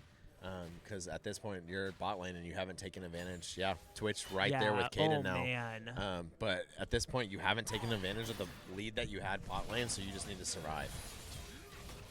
Yeah, and I mean, it looks like now Mundo has hit his Warmog's armor, so I don't know if Garen can even win the side lane anymore. I don't think he has the damage to, so that was the strong point for SNU before, was Derek was able to just go into top and just destroy this Mundo every time, but I don't know if he can do that anymore, and this is they're gonna lose Herald. I think ECU playing Herald so well here. Have that early support roam to the top lane.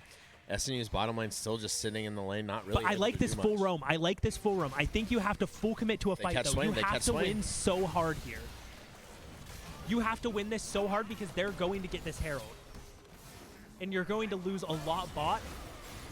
If they play right. Oh, what a huge engage from Thomas! Kill the Swain. They need to kill Swain and maybe Lulu too. That was huge from Thomas to preemptively go to the backline, knowing Swain's probably going to flash. Gage is just running. And what's even better about this is the Twitch actually made a mistake. Twitch should have stayed bot here and just kept hitting the bot lane turret and farming minions, but he actually moved, so SNU doesn't lose anything at all. They actually just win the play. And maybe can get tier 1 mid here. I mean, getting this gold on a Kog'Maw would be huge if they can do it. I think they need the next wave, and I don't think they're going to be able to do that. But guess what? Dragon's up. That's true. And Guess where Gage is going? Dragon. Yep. The problem is Garen is pretty locked into top lane right now. I don't think he has TP right now, so SNU needs to do this quick. But Mundo Swain and CP, Swain preemptively I don't like this TPing. at all. I think this is a really bad tempo play. They double TP'd. Kog'Maw's going to die here, I think.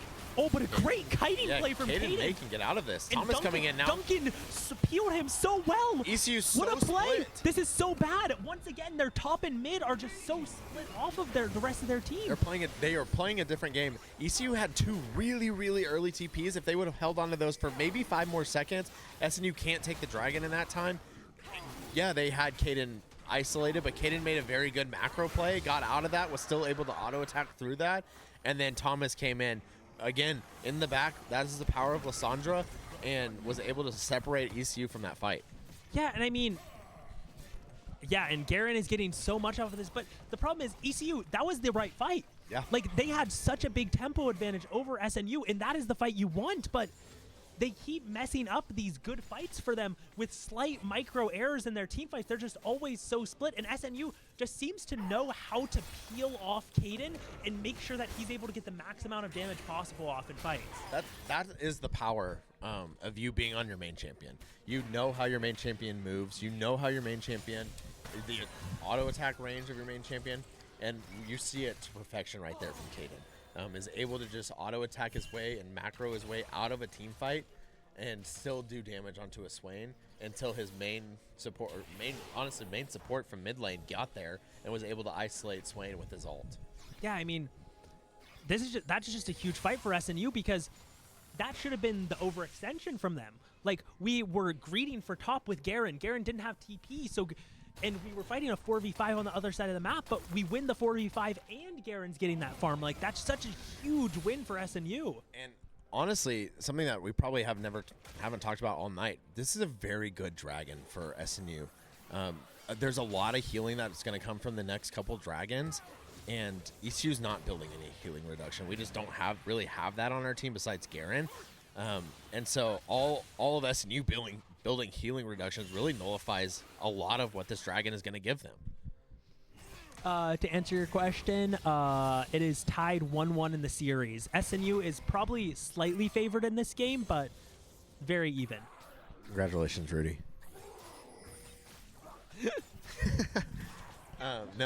We see big here that SNU's just macro play.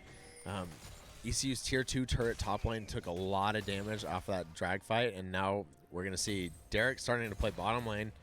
Maybe he can I'm get just going Mundo. to walk in his face, though. I don't know, but we have Volibear down here, so this could be a pick. We don't know what sums Mundo has. If he has Flash, he's probably just... Oh, he has Ghost, though.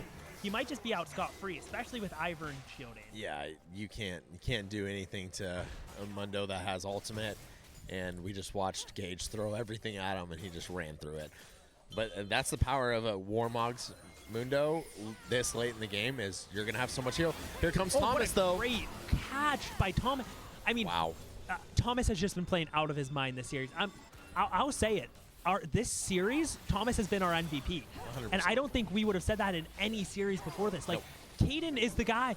Kaden is the guy on this team. He's the protect the president. He's the one that is playing for all of the gold. But Thomas has just been playing phenomenally. He's finding these picks. He's finding these flank angles on ECU, and they just don't have an answer for him. And Thomas kind of expected to step up a little bit. ECU's one of their better players as their mid lane, and Thomas has answered the call. And this is the importance of Lissandra, is the mobility that she has on the map, and Thomas used that to perfection. He was able to control the lane and get into that fight and take the Twitch out early.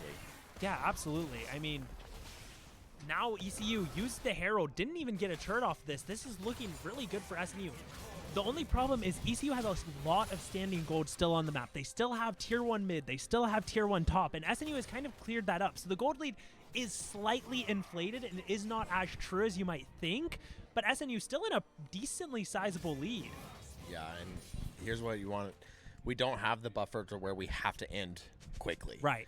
We have a Kog'Maw who is just an absolute hyper carry late game, and the quicker Kaden gets to 6 items, the better SNU is just going to be, and Dragon's about to be up. So we're probably going to see another team fight. ECU can't afford to lose another Dragon here. Yeah, absolutely not. I mean, it feels like ECU is slowly getting outscaled, strangely enough, because usually when you have a Twitch, when you have enchanters with the Twitch, you don't talk about getting outscaled. But with Kog'Maw, I mean, Kog'Maw just slowly feels like they're outscaling. It feels like SNU just has a better idea of how to fight. Oh, here we go. SNU going to go try to pick off the Swain. They see Swain's all isolated. This is a really big pick. If they get this pick without any dying, they're going Baron. Yeah, this is this could 100%. be really big. They're kind of split off here. I don't love their pathing here, but I think they should still be able to get this pick easy enough. I don't want them to use too much, but they're getting burned down so hard. But I think they're healthy enough to go do Baron. 100%. You have Kog'Maw who can just absolutely shred Baron. You're trading Ocean for Baron, but I think you don't take that want to see every day of the Derek week. put challenge on Dragon. I think you just give up Dragon for free and you just don't even worry about it. But Yeah, this is that such a was huge win for SNU that they need to keep going. This is perfect. You will take them having Ocean Drake. Man, ECU. But they're just leaving Ocean Drake. They're not even going for the trade. I don't know if they can even challenge this. Can they? It looks like they're kind of trolling. But look, Thomas is getting pretty low here. Caden, Daisy is just assaulting him. He needs help. That's the thing with the ECU. Again, it's a one-man show. They've split off from their team. Mundo trying to take out Thomas. He saw Thomas was low. Didn't matter. Thomas macroed all his way all the way back and was able to survive that whole fight. Yeah, I mean, ECU didn't even get the Ocean Drake. This is such a huge win for SNU. You feel like the tempo is entirely in SNU's favor. They almost have a 7K gold lead. This feels almost insurmountable for ECU. That was a massive throw. Not finishing the Drake was a big throw, and then just rotating, knowing that SNU probably had already been on Baron for 30, 40 more seconds. You're going to rotate into that Baron either with SNU getting it or just super late. Yeah, absolutely. And it looks like SNU moving on to this Ocean Drake, seeing if they can get their third Drake, maybe threaten Soul Point after this. This would be huge for them. I think if you're SNU here and you take Ocean Drake, you push to the end of this game. You have Baron, you have the third Dragon. You might get a catch here. Again, ECU very split off. You have 3 in base and you have 2 hovering Drake, but not really sure if they want to commit. Yeah, they're just playing all. I mean, honestly, SNU could just run it down mid here.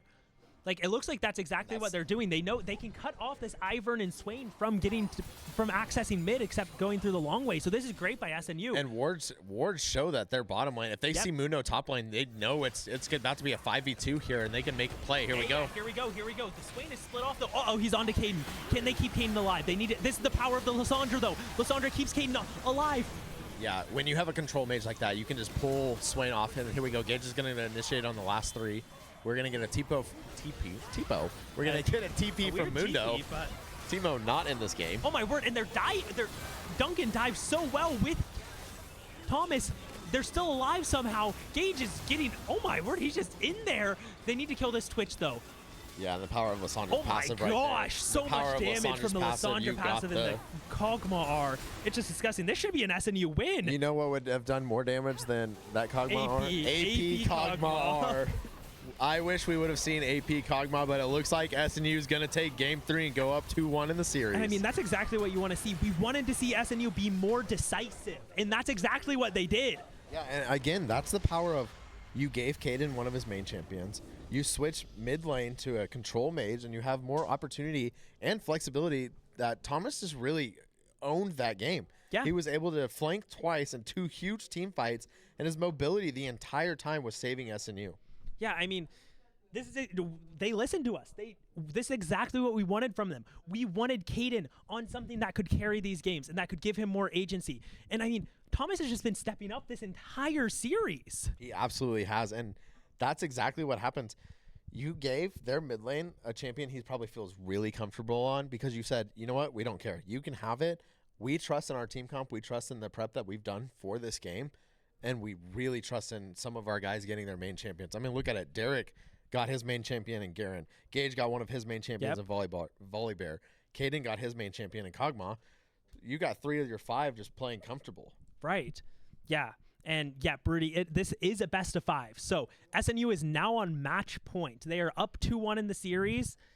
Championship point. Yeah, championship point. They want the ring. That will be crazy. We will be back for Game 4 in a couple minutes. Thank you guys for tuning in.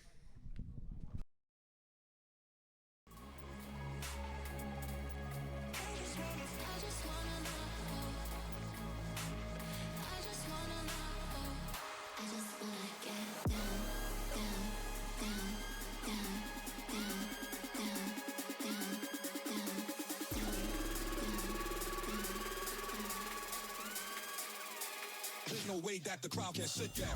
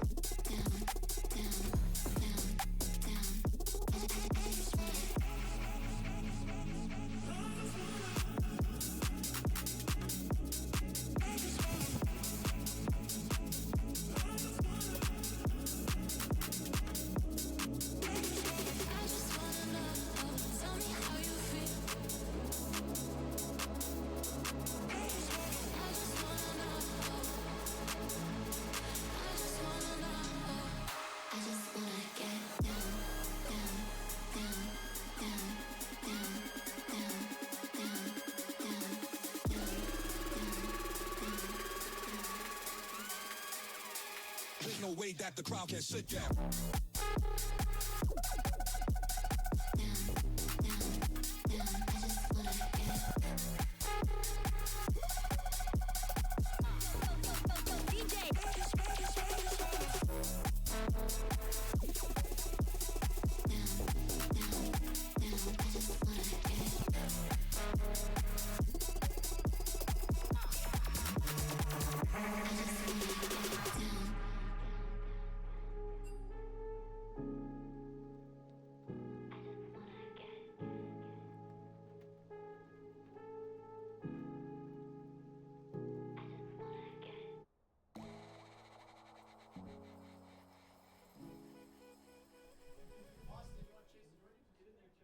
Yeah, if he's here, absolutely. Hey guys, welcome back to Game 4. To Game 4. I did lose Zane, so we may have a guest speaker coming in, but right now it's just me. Both teams getting in the lobby pretty early. Honestly, I can expect pretty much the same thing. We saw SNU play their comp to perfection. They changed a little bit. They put a control mage mid. That was massive for them. I think that really changed the game. Thomas played out of his mind. For someone that, welcome to the couch, Chase. Thank you, For someone that knows a lot about League of Legends like you do, what have you seen in the last couple games?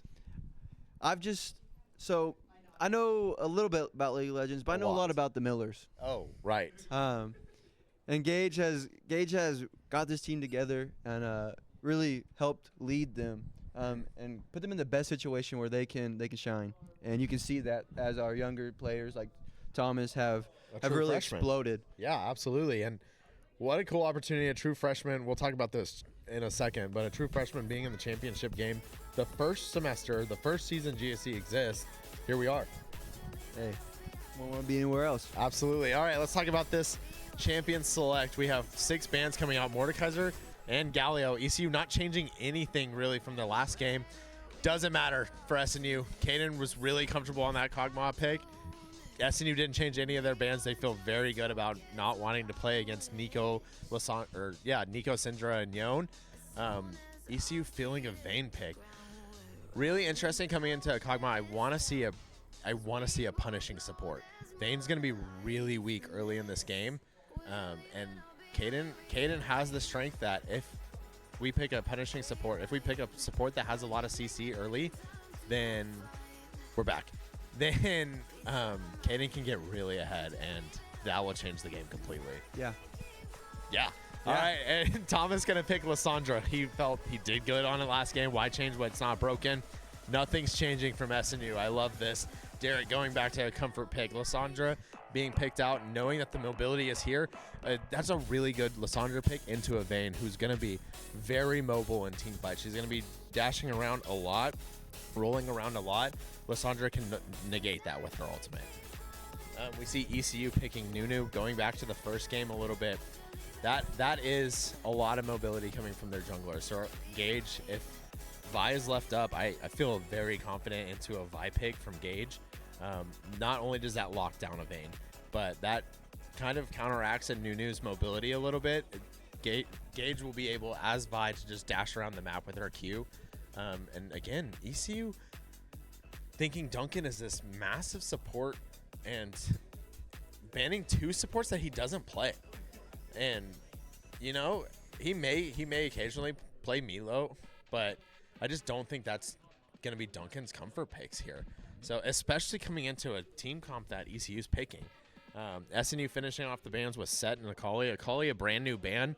Trying to ban out the mid lane a little bit, and I can respect that.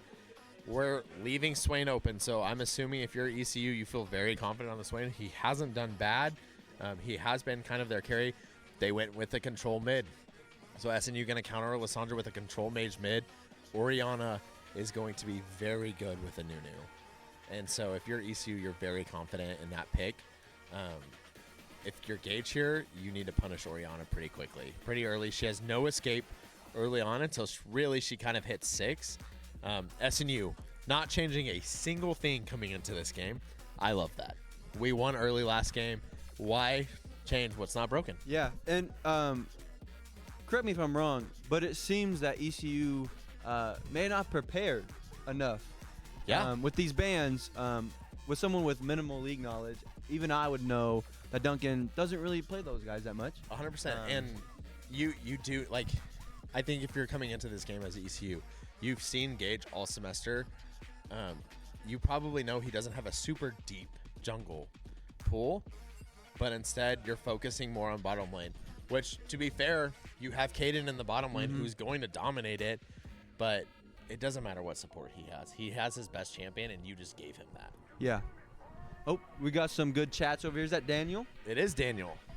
Hey, Daniel. Shout out Daniel. Yeah, Daniel, this is really exciting. You helped build this program. You were part of, you may not have been a part of a tournament, but you were part of the first season. So we thank you for even just giving your time to be a part of this team and training some of these guys up throughout the season. So we appreciate that a lot. But yeah, so we honestly have like 3 minutes now to kill. So what do you want to talk about? I'm just, man, SNU's on the up and up. They are. We end the year with our football team getting 3 some wins. wins. 49 points in a game. That was awesome. That was awesome. And we're having a good game so far. Are we playing Wordle on stream? I love am. this. I actually have a 7th grade spelling Are you playing level. it or am I playing it? Oh, we're playing Wordle. I have a 7th grade spelling level. Oh, okay. Like, yeah. Let's Let's put my name. games. Oh, okay. Oh, Chase. Chase. Yeah, that knocks out a lot of good letters. I like this. Bang. What if? 5 for 5? Okay. Something that ends with the E. Any words that start with the S? Oh, we're back. S-T. Steak. Okay. Oh, no, the A. Yeah, the A. yeah. Yeah. That's okay. I like steak. Stole. Stole. That's a better Good one. answer. Good one from answer. the crowd. Dang. Okay, but we Hey. got the S and the E. Okay.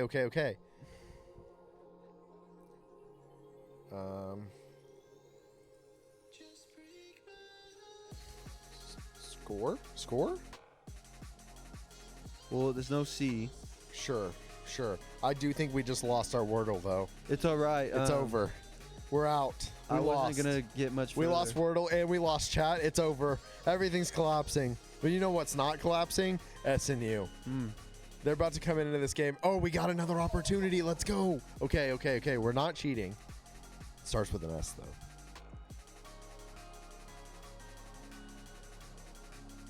though. S.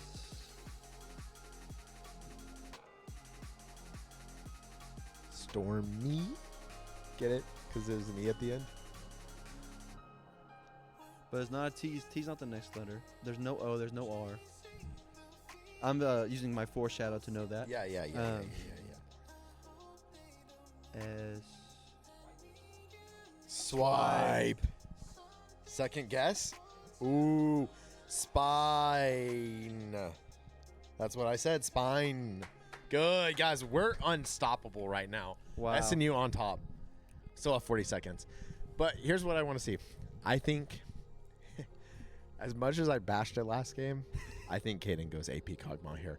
I think ADC Cog, or not ADC, I think AD on hit Kog'Maw is a little less important this game solely because of their team. They have a Mundo, sure, but I want to see Caden able to snipe an Orianna and able to snipe a Vayne, and I think that's what he's going to look towards. I think it is going to buy a Doran's Ring first item.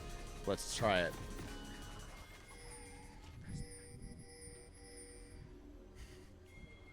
Here we go. Bang. Called it. Doran's Ring. There it is. AP Kog'Maw coming out from Caden. He's pumped about it. No, it just really is a better build. It's a more comfortable build for Caden, but it's a better build against this team comp. Last time, ECU had a lot of upfront tanks. ECU doesn't have that, and ECU kind of learning from their mistakes the last 2 games, sending all members to the bottom bush. SNU was ready. Like you said, SNU prepared. They knew if they did it 2 games in a row, ECU would adapt. So guess what they're going to go do? They're going topside now and hopefully going to try to steal ECU's red buff. ECU's panicking. They haven't seen any member from SNU, so they're just trying to go figure out where they are. ECU might lose a red buff here, and that would be massive. Or Nunu's about to blindly walk into 5 members of SNU, which looks like that's exactly what's about to happen. yeah. Oh, Nunu just saw him. Nunu, SNU pulling out. But knowing that now Nunu is going to start red buff, that's huge. Caden knows that Nunu is going to be able to path bottom here, and ECU has no vision on what's happening. So ECU doesn't know where Gage is starting, and that's really scary for their bottom lane. They could try to just play it out and wait for their jungler to come help out, but instead, SNU has all control of the map right here. They know where ECU's jungler is going to be in the next 5 minutes, and they can just take advantage of that. But again, I think we've said it all series, and it's kind of happened, but not really. I would love to see Gage try to punish bottom lane here.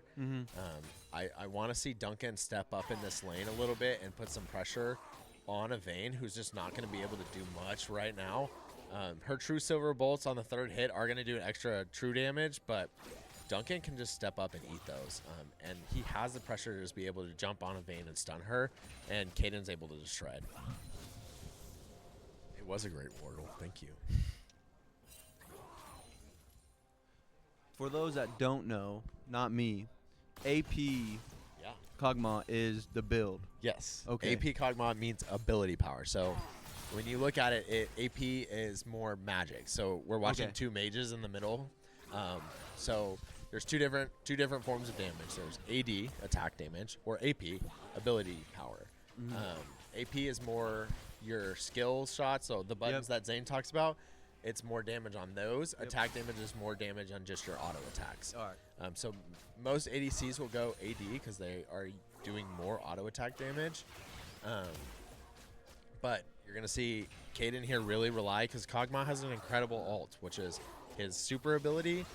It's kind of like a snipe, so he's able to just drop it on the map, and it explodes where he drops it, It looks after like a a lightning second. bolt coming It does, down. yeah. Okay, so that's what that was. And so that's why he kind of focuses more on AP, because he's able to snipe, and especially on a Vayne who's kind of just more engaged. And here we go. We see Nunu on an early gank. SNU knew this was coming, so I'm going to be kind of shocked if we take a death here. We have an early flash. Maybe a little bit earlier than we thought the gank was coming, but kind of unfortunate. Botside knew ECU. That was what the whole point of the early ward was. Not Wordle. Ward. So just kind of unfortunate we lost a summoner spell there. But I think this puts a lot of pressure. Thomas is going to jump in, taking an early tower shot, though. Not going to be able to get the kill, and I don't know if he's going to get out of this. It was a really unfortunate flash. And it was a really unfortunate dash from Thomas. He dashed just in range of the tower that I don't think if he takes that tower shot, I think he lives that fight. Just an unfortunate misplay, and ECU able to capitalize on that. Again, sucks because if you're SNU, you knew Nunu was going to sit on the bottom side, and here we go again. Nunu hasn't left the bottom side. You're SNU going to get camped right here. That's a good play by Duncan, and maybe Kaden can turn around and get a kill here. That's a huge misplay by Vayne, though, and Kaden's going to be able to snipe it. Wow, Vayne pathing the wrong direction away from her team, and Kaden taking advantage of that and chasing her down and getting an early kill. Honestly, I'm taking that trade all day long. Nunu's lost a lot of resources sitting both bottom and mid, and has to back now for it. Gage is able to just sit here, and Gage is going to turn his attention towards Dragon now. But a huge kill going on to Kaden early. And I think that's the advantage that we have coming into this series. I really appreciate a very heavy carry ADC and a very high-ranked ADC, and unfortunately ECU doesn't have that, and Kaden's taking advantage of that. Yeah. You see it right here with his CS. He's already up CS. He's up almost 700 gold, which is almost two minor items, and he's going to come into lane with a lot more damage. Here we go. What are you seeing? I'm seeing a lot of every time it seems like we're gonna be pinched, we're gonna be put in a bad spot, we seem to get out of it. Yeah. So with Duncan, he looked like he was about to lose that life, but I don't know what ability he used, but he got a little bit of damage on both of them, and that made them frenzy, and then Kane got the snipe. So we're just capitalizing on whatever we can. Absolutely. Taking it as it comes. That was a really good play by Duncan. You're right. Duncan kind of getting caught out there, realizing that if he's going to die, he wanted Kaden to at least take one kill. Huge ult by Orianna. Orianna's going to... Thomas gets out! That was insane. Orianna just used her ult and almost killed Thomas. I don't really know how he got out with probably less than 10 HP there. Yeah. And now that opens up mid lane completely. Thomas has his ult to go in and stunlock Orianna. Orianna really not having any escape here. Orianna not having a flash, not having an ultimate. She's kind of stuck. We're going to see Derek have to flash out of this, but Nunu's still going to be able to chase him down. I think Derek dies here. He does. That just being really unfortunate. Now Derek, again, he hasn't taken TP in the last couple games. And so dying there with the wave kind of just in a bad state for him and not being able to push back in the lane is a tough go, especially because ECU is going to get Void Grubs here. They're going to get all three. We did good. We traded Dragon. It's what we've done all series. SNU, a very heavily Dragon-focused team. And we did a good job last game to stop ECU preventing all three Void Grubs.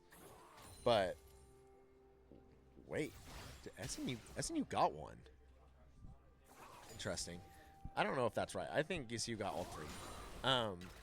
But yeah, just a great power move by ECU there, just taking control of the top side of the map. Knowing Dragon's gone, so knowing that they just don't really have the ability to be bottom at that point, and just a good movement from ECU's jungler there. And a huge freeze by Kaden. This is exactly what you want to see against a lower elo lane, because if Vayne steps up here, she dies. Nunu can't really do anything on this gank. He just is trying to break the freeze, which is exactly what he does, giving Vayne just now an opportunity to just be back into this lane. But it looks like Gage is going to try to come bottom and get an early pick. He's backing out, it looks like. But yeah, just a good move.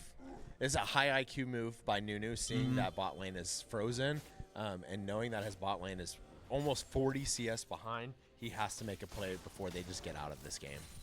For ECU this game, it seems like Nunu is going to be what makes it or breaks it. 100%. And so while Nunu is out helping other lanes, Gage has to get big, right? Yeah. And that's exactly what Gage is doing. He's taking more control of this map. That's just the difference between a very mobile jungler like Nunu, who, as you can see, has this like giant ball that makes Nunu go really fast and can get to lanes really fast. That's just going to have to be ECU's whole motto, is just getting ganks from their jungler to try to reset lane states. And it's exactly what's happened. He reset top lane state. Derek was winning top lane. He reset it. I would say Thomas was probably winning mid lane. He reset mid lane and gave advantage to his own mid laner. It's going to rely heavily on ECU's jungler here. And this is what we call in League of Legends getting camped, when the jungler just keeps coming to your lane, just keep trying to help it out. And here we go again. ECU going to come bottom lane. SNU has no idea that they're behind him. And SNU going to get caught early. Duncan going to get a good trade, but not really worth it in SNU's opinion. And what is Gage gonna have to do to counterbalance, to counteract what Nunu's doing? Yeah, Gage really needs to take advantage of where Nunu isn't on the map. So ECU coming in again, realizing, oh, that was a tough Oriana ult, but realizing that SNU is just out of position. Duncan doesn't have an ult, and so ECU just trying to turn around and make more plays. But Gage is going to either have to do what he's doing right now and put pressure in other lanes, or he's going to try to go for a dive here. I don't really like this idea against a Mundo. He's able to negate the tower a little bit, but it's only for 2 seconds. Derek has to do a lot of damage really quickly here, and he does. And that was perfect. But this is exactly what Gage has to do. He has to realize where Nunu isn't on the map and go there. I want to see a lot more counter jungling from Gage. I want to see a lot more of Gage taking Nunu's jungle, because Nunu just isn't in the jungle very often. He's in lanes. Farming up his jungle. Yeah, and that way it's not only denying resources from Nunu, but it's doubling the speed that Gage gets ahead. Yeah. But he's doing a good job. He was top lane when he realized their Nunu was bottom, and that's exactly, if you're a jungler, that's exactly what you have to do. If you can't be in the same lane that their jungler is in and you can't predict it, you need to be on the opposite side of the map helping the team. So Gage, very smart and in classic Gage fashion, heading bot lane. We realize Oriana doesn't have an ult. This is a massive play.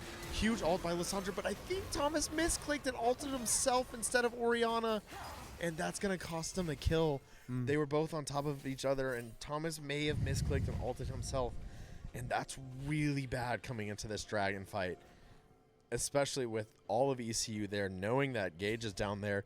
Gage may can sneak this dragon in early. It's what they're going to try to do. Kog'Maw's going to quickly go over for a quick shred.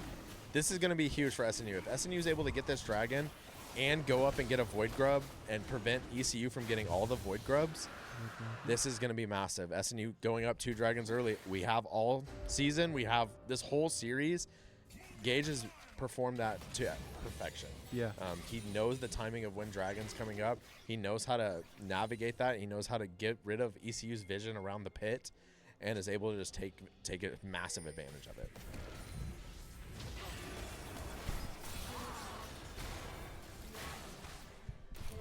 There's the Oriana ult. That's really good for SNU. If Gage can get out of this is huge. Thomas going in gets the stun off, but Nunu is just a very mobile champion. Here comes the Nunu ult. That's just going to do big damage.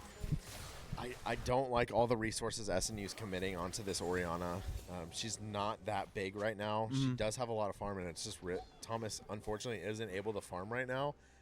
I do wish SNU would commit more resources to bottom, and I've said it all series, especially right now against a Vayne, that a Vayne is really easily gankable, especially you have a Volibear who can negate a tower. You need to be going bot lane. You need to be getting kills bot lane. Yeah. And just let Thomas farm. He's Lissandra. Lissandra has very good wave clear once she gets an item, and he has one. So just let him do his thing.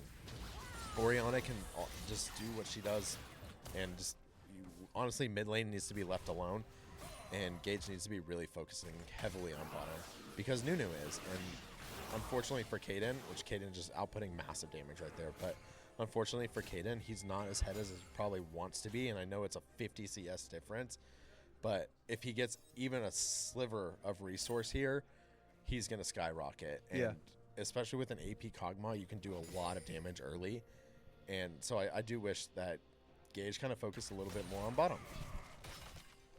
And we haven't really got much on top either. Right. So even for our countering, like, it hasn't pushed it enough back to make a difference. And the chat's probably heard me say this every time I'm on the stream, but just kidding. Duncan's going to go in. See, this is what I'm talking about. Vayne just a champion that isn't just going to be able to get out of things like that. If Duncan keeps putting that kind of pressure onto Vayne, unfortunately, Derek's also going to die, I think. Yeah, Derek's going to die here. But if Duncan is able to put that much pressure, that's the power of Mundo. Mundo is able to get so much lifesteal. Derek doing a very good job clearing the wave and ulting Mundo, so the tower has to hit him. But if Duncan's able to put that much pressure on bot lane, he just needs to stand in front of the wave and prevent. And it looks like that's what he's doing. He's preventing Vayne from CSing. There's another huge fight though from ECU, and this is what I'm talking about. Orion has so much support pressure we just have to leave her alone. Their mid lane is a very good player, and as a control mage, he's able to obviously control the game a lot more. And so we're losing a lot of resources by sending so much to mid lane. But we might see a lane switch here, and I guarantee that's probably what we're going to do. We're going to get Thomas to bottom so he can just get back into this game, get more CS, get fed a little bit, and put our Kaden, who is already fed, into mid lane. But I think ECU is smart enough, and they'll probably match that and send Orianna bottom. Orianna looks like they're flanking Kog'Maw, though, and that's really bad. She doesn't have ult, so Kaden may be able to get to this fight without taking any damage. There's a fight happening top, and there's a fight happening bot. Kaden's got split off there, but is able to really tank damage onto Lulu. That's just not a good fight, though, if SNU wanted to continue, so I'm glad that they've just backed off a little bit. They have 2 huge resources bottom that they just need to either regroup on. But, yeah, Kaden here is... This is a protect the president game. Really, your only winning lane right now is bottom, which can win you the game. Kaden can win you this game. He can win you this series. You just have to realize that at this point in the game, you have to realize that Orianna's 4-0 and a Nunu's 3-0, and stop sending resources to them and just commit everything to Kaden. Yeah. We're going to see Derek maybe take this fight a little bit. Mundo's very strong right now, and I don't think Derek can kill him. And Mundo's just walking around carelessly. That is the power of Mundo. He has so much, especially a Warmog's Mundo. If you just watch his health, yeah, he has so much health regained that he's going to be at full health here in just 20 seconds. And Derek doesn't have that ability. He can chunk as much as he wants, but Derek just doesn't have that ability. Nunu getting caught out here. Nunu trying to go for a pick here. Huge ult by Gage. Getting stunned into a Vayne, able to stun Gage into that wall. Unfortunate, but that was a massive play by SNU. Now they have full reign on this dragon coming up. That's going to be the 3rd dragon for SNU if they're able to get it. ECU maybe can try to commit here. Nunu's going to ball up and just try to run in. Kaden's going to be a little out of position there if Nunu gets there early, and he does. SNU just needs to back out of this fight, and that looks like exactly what they're doing. They actually get a pick on the bottom lane, though, and maybe are able to kill. Orianna's down. SNU can turn this fight now. That's big. There's a TP coming from top lane. Derek's not going to be able to get there for another 30 seconds. So if SNU can just delay this fight, they get Derek and they're able to turn. Kog'Maw just, again, that's the artillery that comes from Kog'Maw, especially if you're AP Kog'Maw. You can just start shredding damage with your ult. And they've delayed just enough to where now Derek's here. And Nunu's going to just try to go in as a hero play. Derek doesn't see Vayne, unfortunately. If Derek sees Vayne, though, he can turn. Just a bad play by ECU there, getting caught out in the bottom lane and losing your mage, your control mage, who has just the power to change the team fight with her ultimate. That was a massive play, catching her, leaving the dragon fight, catching Orianna out, and then able to delay till Derek gets there. And once Derek gets there, ECU, you lose that fight, and they realize that.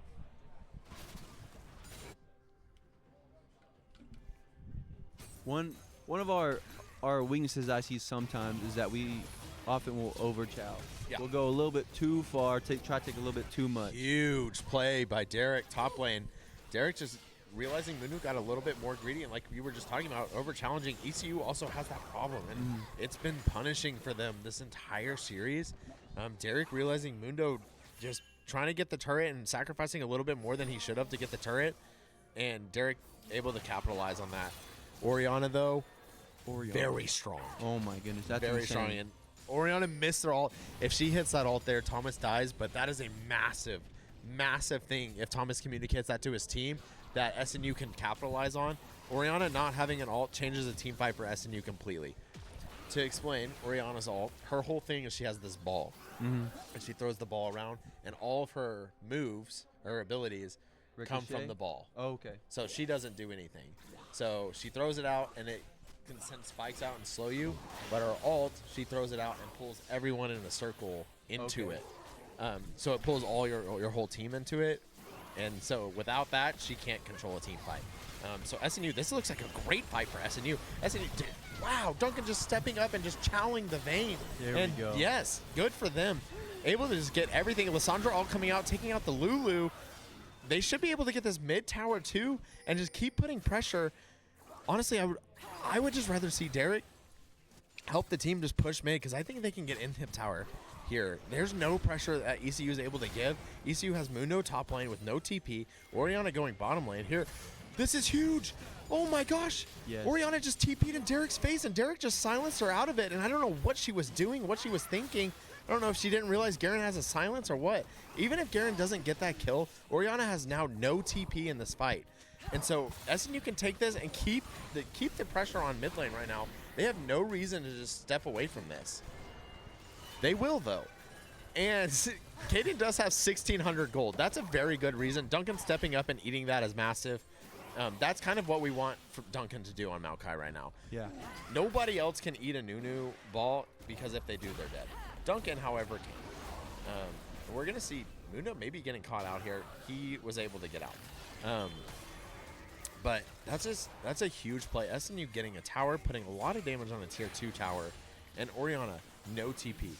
So if SNU is able to catch them out with Orianna in the side lane like she's doing right now, she's just trying to power farm. But if SNU is able to catch ECU out on a dragon or a baron, while Orianna's not in the fight, she doesn't get to the fight. She's a very slow champion, and with no TP, she's going to be even slower to get to the fight.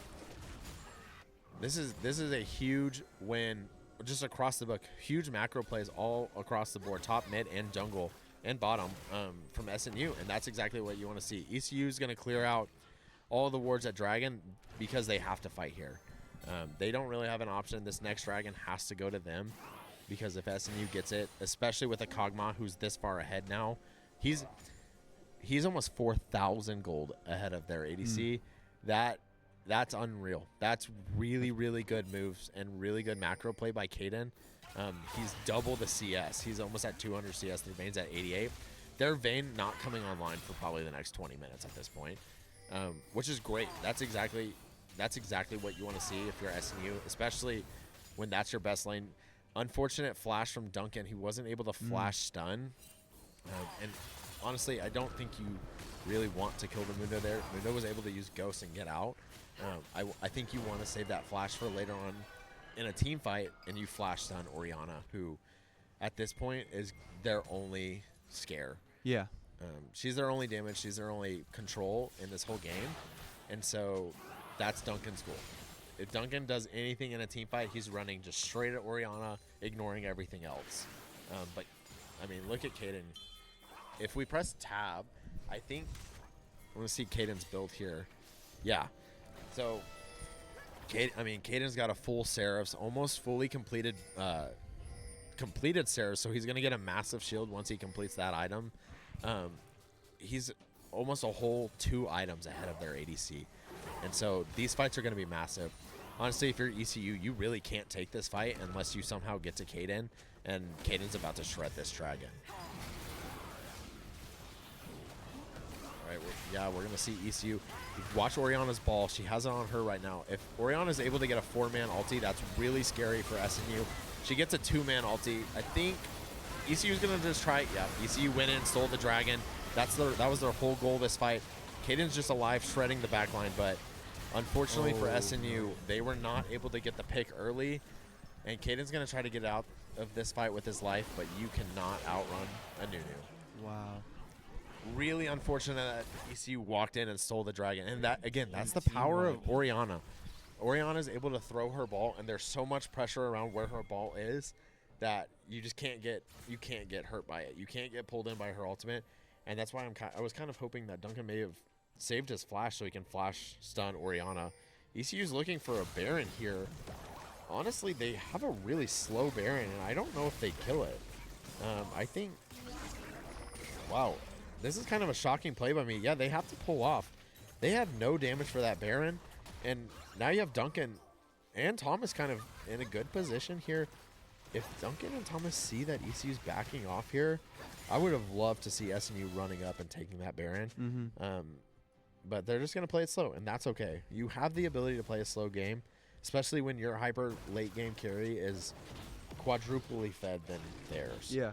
And at some point, Orianna will just kind of start falling off. She has the ability, though, to obviously still take control of the game with her ult, but her damage output, once our tanks start building MR, her damage output's just not going to be there, and that'll be great. our next objective is probably going to be a little Baron dance. That's what we call it in League. When both teams know that Baron's up, both teams know that they can get Baron, and both teams know that the other team can't get Baron. So they dance around the little pit for about 3 minutes, and either we have a team fight or Someone gets both a teams just pick. leave. Yeah. Okay. And that's what's going to happen. Unfortunately for us, Derek does not have TP, and their Mundo does. So Derek has to constantly stay in vision of Mundo, or ECU has a massive 5-person advantage in this next fight. And what sucks is Derek has to stay bottom. Yeah. He can't let Mundo just have bottom for free. ECU doing very good macro play here. Oriana going top and pushing it, making SNU send resources top. Duncan throwing in his ultimate. I don't know if that's going to hit. It does hit, but I don't know if they can get anything off of it. SNU really misplaying this fight, kind of. There's Duncan's stun on Oriana. Oriana just going to absolutely go down quickly. What turned into a misplay, luckily for us, Oriana was so far out of position that we were able to get a kill, and I think SNU may turn to Baron here. Kog'Maw is going to shred. Yeah, okay. They're going to fake it. Kog'Maw, I do like that play. I don't think Gage is in a healthy enough position to try to take the Baron, and he just lost a Dragon Smite fight that I don't think he wants to try that again. Yeah. So they're just going to rotate, and they're just going to go power farm like they should be. I mean, Caden's at 10k gold right now. Their Vayne's at 6. That is what you call a lead. And unfortunately, Oriana has somewhat of that lead on our mid lane. Having our mid lane only having 1 item, Oriana almost finishing her 3rd item is a huge power spike for her. But if we see exactly what Duncan just did, where he just face tanks Oriana and stuns her, she's out of the fight. We saw Duncan do that. We saw Lissandra walk up. Lissandra ulted her. She's out of the fight at that point, and she can't do anything. So we really got to key in on her. And then yeah. you say macro play a lot. Me and some of the crowd were wondering what that is. Yeah. We assumed it was a small play that does something. Macro play is just like you said, just like small advantages that you're taking across the map that after a little bit of time start building up. So just the little wins. Yeah, so like a huge macro play that a lot of like league players will talk about is macro playing a different lane. So what SNU should do right now is macro play top lane, push that wave, and leave. And that way, that wave top lane will build up over and over time. Yep. And then ECU will have to go in. We see a huge catch on Mundo. Are we going to get him? Mundo's a very tanky champion wow. to just do that to. And that was a lot of resources committed to Mundo. And that's a huge Oriana ult coming out from ECU. And again, that's kind of what you don't want to see. SNU going to try to get out unscathed, but I don't think they're going to. You need Caden to try to get out. You need Gage to sacrifice his life a little bit here. But he did it. And unfortunately, ECU coming out massive on that fight. But that's the power of Oriana. That's the power of Oriana's ult. That's why you can't let her stay alive in these fights. Thomas going to go in, kind of hero play a little bit with Gage. They're getting 1, but I don't like this at all. You're getting 1, and you're giving a lot of resources. Thomas got another one through his passive, and he's going to try to get out, and I think he does. I think Thomas gets out completely. Oh, my gosh. Thomas gets out. Gage gets out. And SNU kind of taking the advantage there. They're going to lose Dragon here, but that was a really bad fight from SNU that only losing 3 is huge. ECU is going to get their 2nd Dragon of the game, and SNU is going to have to just try to regroup here. But, yeah, you have to do exactly that. You have to take Oriana out of a fight, or you're going to watch Oriana 3-man ult you, and for your team, that's horrible. Yeah. And you saw exactly why that's horrible right there. But here we go. Baron's up. SNU knows that ECU is just not in a good position to get Baron. So they're going to start dancing. They're going to clear the pit, the Baron pit. They're going to clear the jungle. Nunu thinks that they're on it, so he's going to try to go there pretty quickly, seeing an early ward. But SNU doesn't care. Kog'Maw shreds Baron. And so they're going to hop on it really quickly. ECU is not reacting to this at all. Wow. And this is massive for SNU. I don't know what ECU is thinking. Now they're realizing SNU's on Baron. They haven't seen any of the SNU members for a good 30, 40 seconds, and it's gone. And Nunu flashes into the pit. It's gone. That's Nunu's not a great dead. flash. Yeah, Nunu sacrificed a lot. I don't know why he did that. He just sacrificed his life, jumped in. Now SNU has Baron and 5 members. They can just push mid and try to end this game right here. Then that's exactly what they're going to do. Orianna needs to back, or she's going to get just caught out. And she has TP, but there's nothing to TP to at this point unless you go to a minion. But SNU's pushing their advantage way too fast.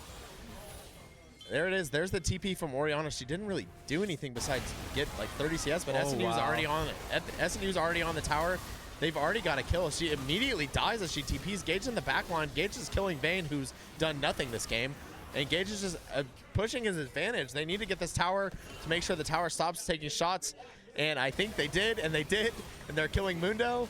And SNU can win this game. There we go. SNU can win this game. They just need to push this game out. All that's left for ECU is a Nunu and a Lulu. Nunu does not have the damage output, especially without his ult, to kill the SNU members. And especially with Kog'Maw's range, he can just sit back and take out these towers and win this game. Not only win this game, win the GAC. Hey, guess what? Guess what's happening? I think it's SNU's happening. winning the GAC, it looks like. Yeah, they are. Nunu's going to try to solo play here. Not going to be able to do anything. Lulu just giving up. SNU taking down the inhibitor and taking the series. Wow. That was a massive from SNU and a great, great finish as we finish the series 3-1 as the GAC champions and the first ever GAC champion. First ever GAC esports. SNU's taking it. What a massive series from SNU. That's massive for our league team, but that's also massive for our program. Ring season, baby. Ring season. All right. Well, we're going to take a quick minute break. I'm going to bring in some of the team members, and we're just going to talk about that series a little bit, break it down, and just talk about the future of what just happened. Yeah. So quick pandiculation break.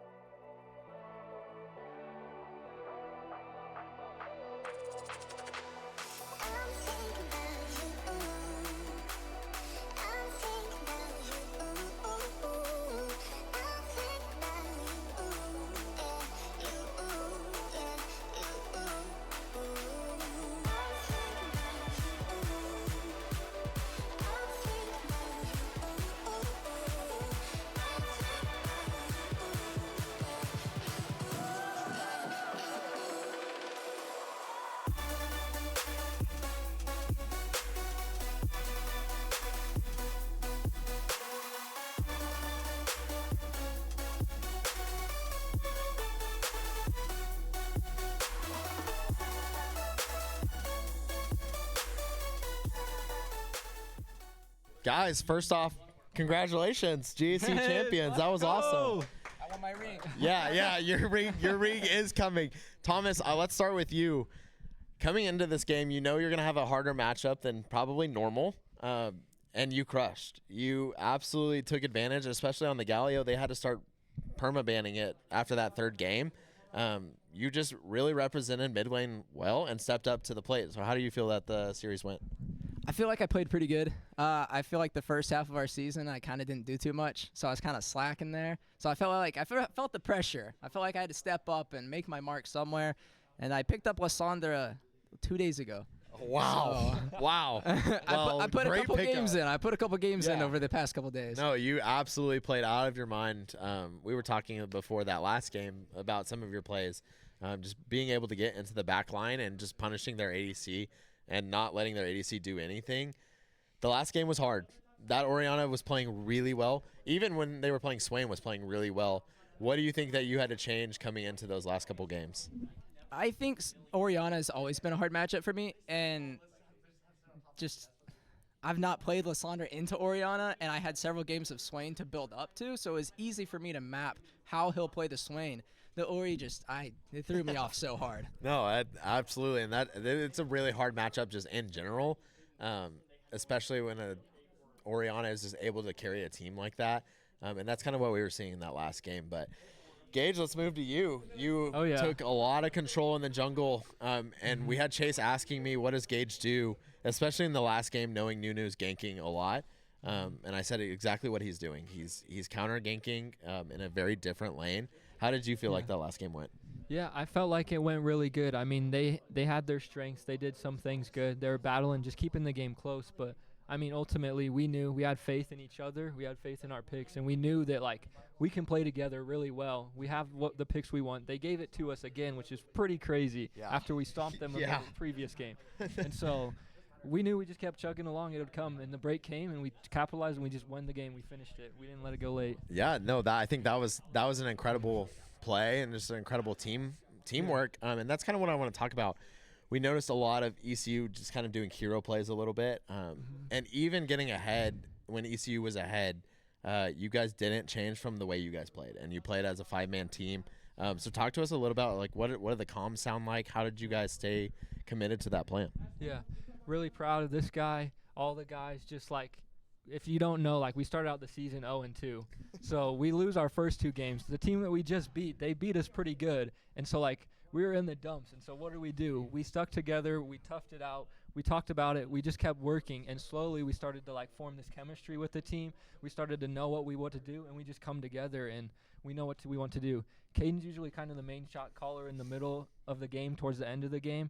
I'm usually just calling out where I'm pathing. But everyone's talking. And, I mean, you look at how we talked the first game, and now, I mean, everyone's saying what they're doing their job perfectly. And, yeah, like you said, they tried to do some hero plays, and that's what I tried to talk about when we started. If we play together, we play clean, we play precise, we're going to beat these guys, and we did it. Yeah, and it really showed even throughout the season, but throughout this whole series.